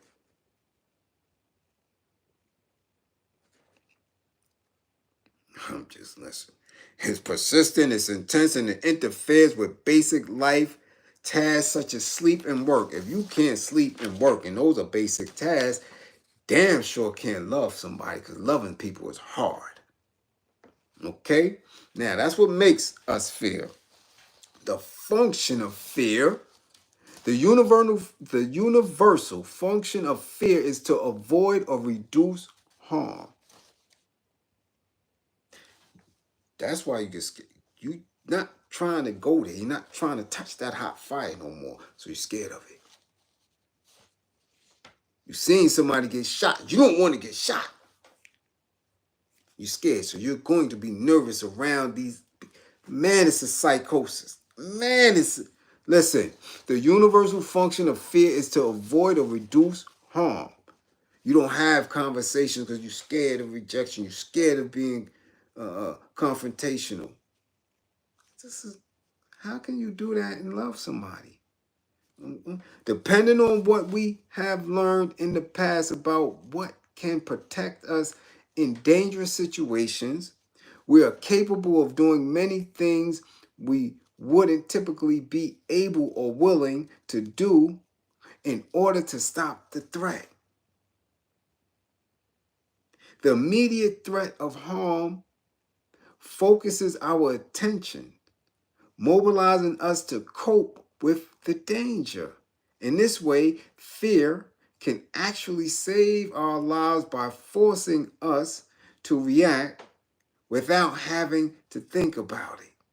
Jumping out of the way of a car coming at us. You understand? The evolutionary present actions of fear include fight, flight, and freezing. So this is why domestic violence rates skyrocket, even with people who are overzealous and ultra religious in churches or mosques or synagogues. Because they're so fearful of a doctrine, of a book, that in that anxious state, in that disorder mentally, that when clashes happen, they crash out, they off the meter. Because you're fearful of an entity that you know little about. But the girl told you got to be God-fearing to get to them grippers. You got to be God-fearing to take a little whiff of that. You got to be God. What is your concept? What is the image of God you have, little lady? Because if it ain't me, if it doesn't look like, if it's isn't in that energy, and you have a distorted image of your Christ, of your God, of Allah, upon to Allah, your of whatever, it's going to be a problem. God fearing and loving each other as man and woman is an offbeat concept. While traditionally considered a negative emotion, fear actually serves an important role in keeping us safe. It can, however, also keep us feeling trapped and prevent us from doing things we'd like to do, right? Yeah. Whereas some people find fear nearly intolerable and avoid the emotion at all costs, others experience pleasure or feeling fear and seek it out, like watching a horror film, right? This is where we at. So I want to know, do you want a healthy, loving relationship with your significant other, your partner, whoever it is? Or do you just want somebody to fear God with you and live in fear?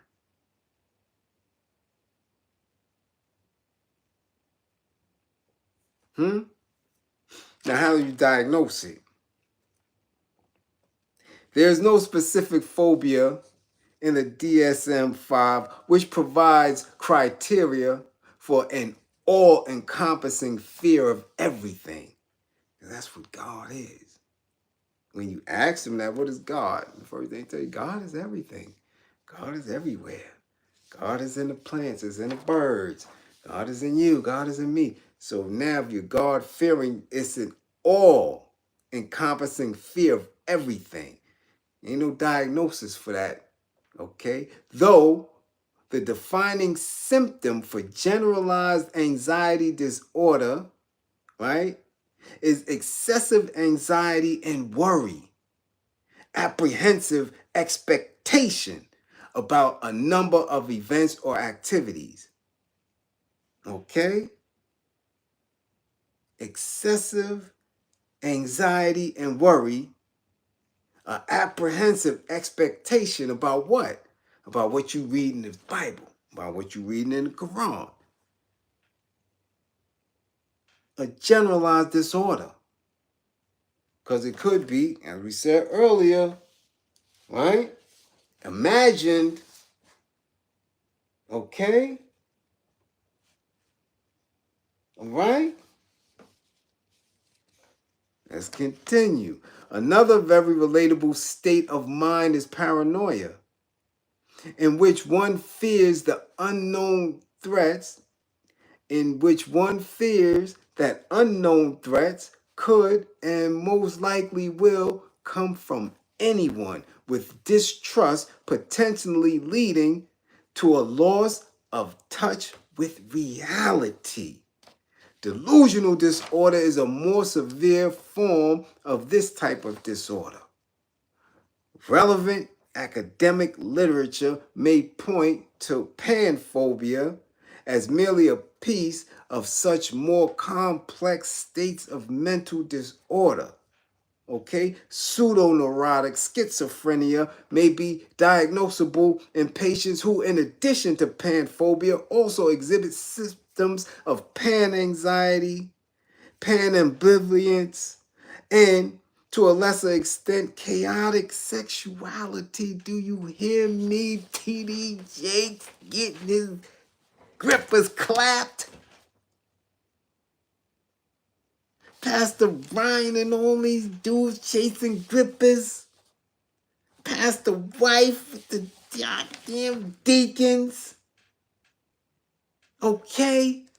These persons differ from generalized anxiety sufferers in that they have free-floating anxiety that rarely subsides and are clinically diagnosable as having borderline personality disorders.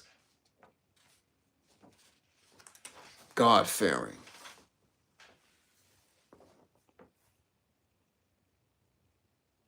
God-fearing.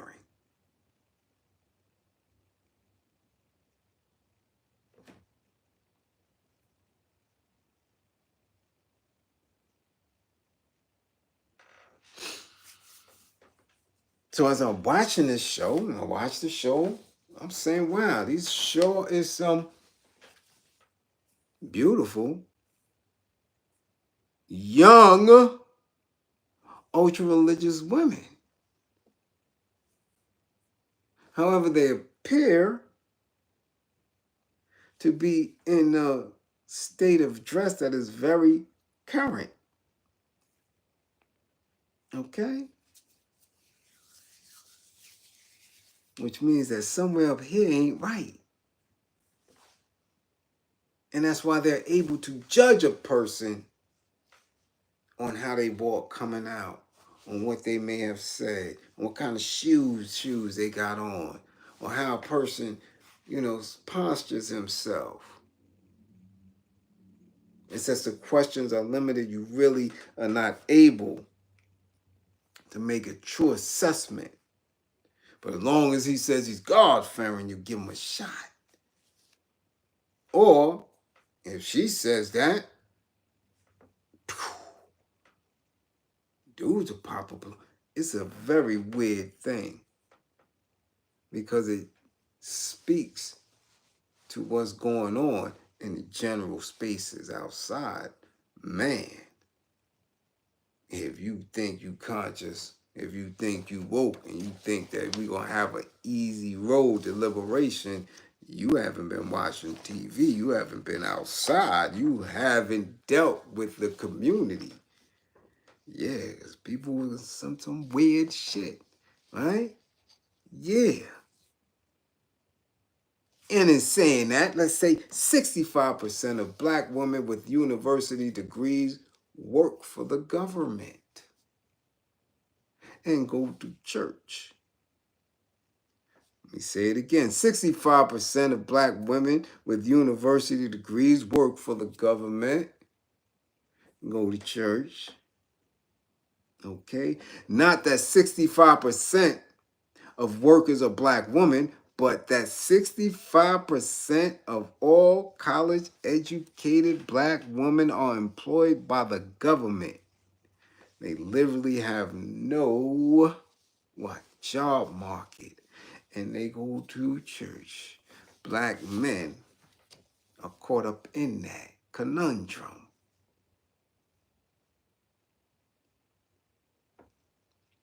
Especially if they're conscious and woke and active. Yeah. Yeah. Yeah. So do you see where we at? Do you see where we're at? Nah, y'all not listening. Y'all not listening. It's 10 minutes to 1 a.m. Y'all not listening. Y'all don't hear me. Y'all don't hear me. Y'all don't hear me. Huh? God-fearing. I'd love to see how that shit work. Okay? I'd love to see how that work. How can one be in a perpetual state of fear yet love somebody? How? And I'm not talking about the fear of loving. I'm not talking about you're scared to love. I'm not talking about that. That's a whole different context. You're fearful of loving someone or anything because you've been traumatized I'm not talking about that. I'm talking about you being in a perpetual, a consistent, an absolute state of fear, God fearing, fearing everything and anything because this entity created anything and everything. You're reading the book, you're going to Bible study, you're going to classes, you're going to choir practice, and you're coming in your Lexus and your heels, and you're God fearing, God fearing, God fearing, God fearing, and I need a God fearing man. How can one love? Again, in a nation of gods and earths, love is a supreme understanding amongst those who are original. How can somebody, I already told you, fear at its minimal is a disorder. Fear at its max is debilitating. How can you be in a state of consistent fear, but you love somebody? How? How does that work? And on that note, I'll leave y'all be. Okay? I'll leave y'all be. Yeah, thanks for coming, man. Thanks for coming. I hope I get again, a salmon Sunday or something since I done missed Fish Friday. Yeah, and y'all done took your ass out all day today because the sun was out. Y'all done bought snow cones and all type of weird shit. Yeah. And y'all ain't realizing there's a war going on outside. I'm telling you. Man, I know I'm supposed to stay off Twitter, but I just can't. Man, them images coming from the Gaza Strip. Oh my goodness.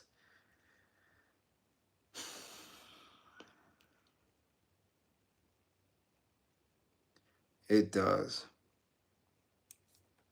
It is so triggering. I'm telling you.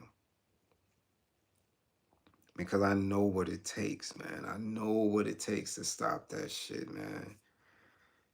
People just really, really have to be in a state where I'm telling you, you got to F these old phase, man. I'm telling that if oh my goodness.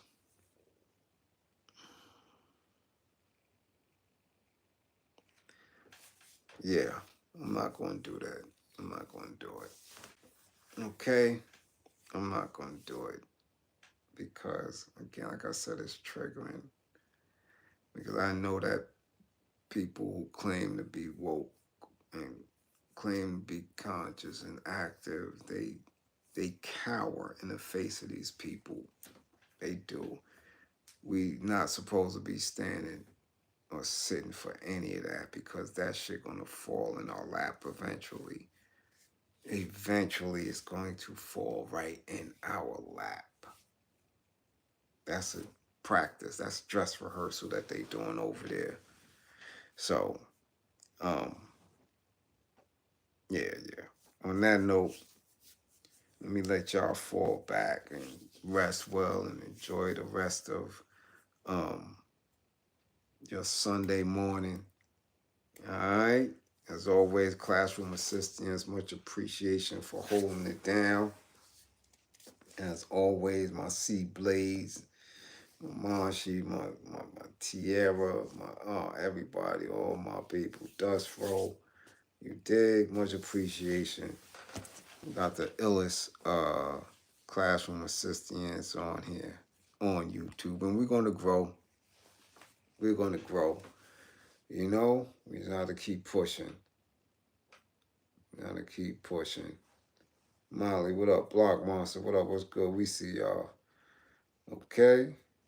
Yeah, Mike, nice. What it do? But don't drive if you got cat shit in your eye. All my truckers pull over to the side. No rest stop dots. You dig? Hakim, no doubt, peace. You dig? Uh, Paperwork is good. Always keep y'all paperwork good. People keep y'all paperwork up. No ratting. No ratting. You dig? All my educators keep educating. And all y'all get back with 10 fingers and 10 toes. Be safe, man. So much happened in Brooklyn today. I'm seeing they said people done fell in the water over here in Pennsylvania. Other shit happened on the train. Like, y'all just gotta be careful. Be safe out here, man. It's a lot of stuff that go on at a split second. Pace yourself when you traveling. I'm telling you. You see somebody driving stupid, pull over to the side, let them pass, let them go. Ain't no face fighting, none of that shit. Go ahead, you got other issues. You keep it moving right. Fall back, let them go. People walk out into the street so much that should give me a headache. That's how come people get run over in the Bronx. And because Bronx, they ain't got no patience. Brooklyn, y'all just gotta be careful. Be careful. There's a lot of people mentally ill and off. You women, keep your head up too. A lot of weird shit going on. Make sure you got your razor, your box cutter, your goddamn pepper spray, goddamn taser, whatever. And don't hesitate. Soon as somebody act funny, pop their ass, fry them, tear them up, and keep it moving. Okay?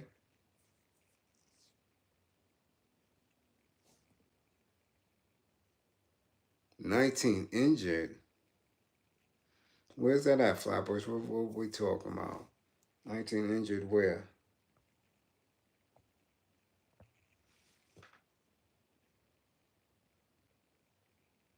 Where at? No, I gotta do it. It's mandatory that I do a class on gym etiquette and fitness. Gotta do that because that's annoying me. Again, women are not knowing how to move in a gym setting. Brooklyn Bridge? What happened on the Brooklyn Bridge?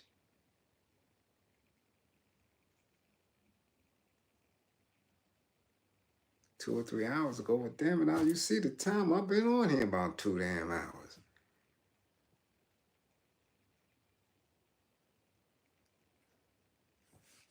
Yeah. I was on the Brooklyn Bridge, when was it? Last weekend it was an accident. People don't know how to drive. I'm telling y'all what was happening. Migrants is coming over. People giving them licenses. You got people who got another population of new drivers. Young folks don't know how to drive. Then you get these people who in healthcare, these nurses, they up there in age, they done save their little money. Now they damn near 60 or 60 plus, and they first thing they get, they want to floss. They want the Benz Jeep, the BMW, the Acura, this and that. And those cars is too powerful for a new driver. Don't know what the hell they doing. Crashing or slow or move. It's just a lot. You gotta be very patient.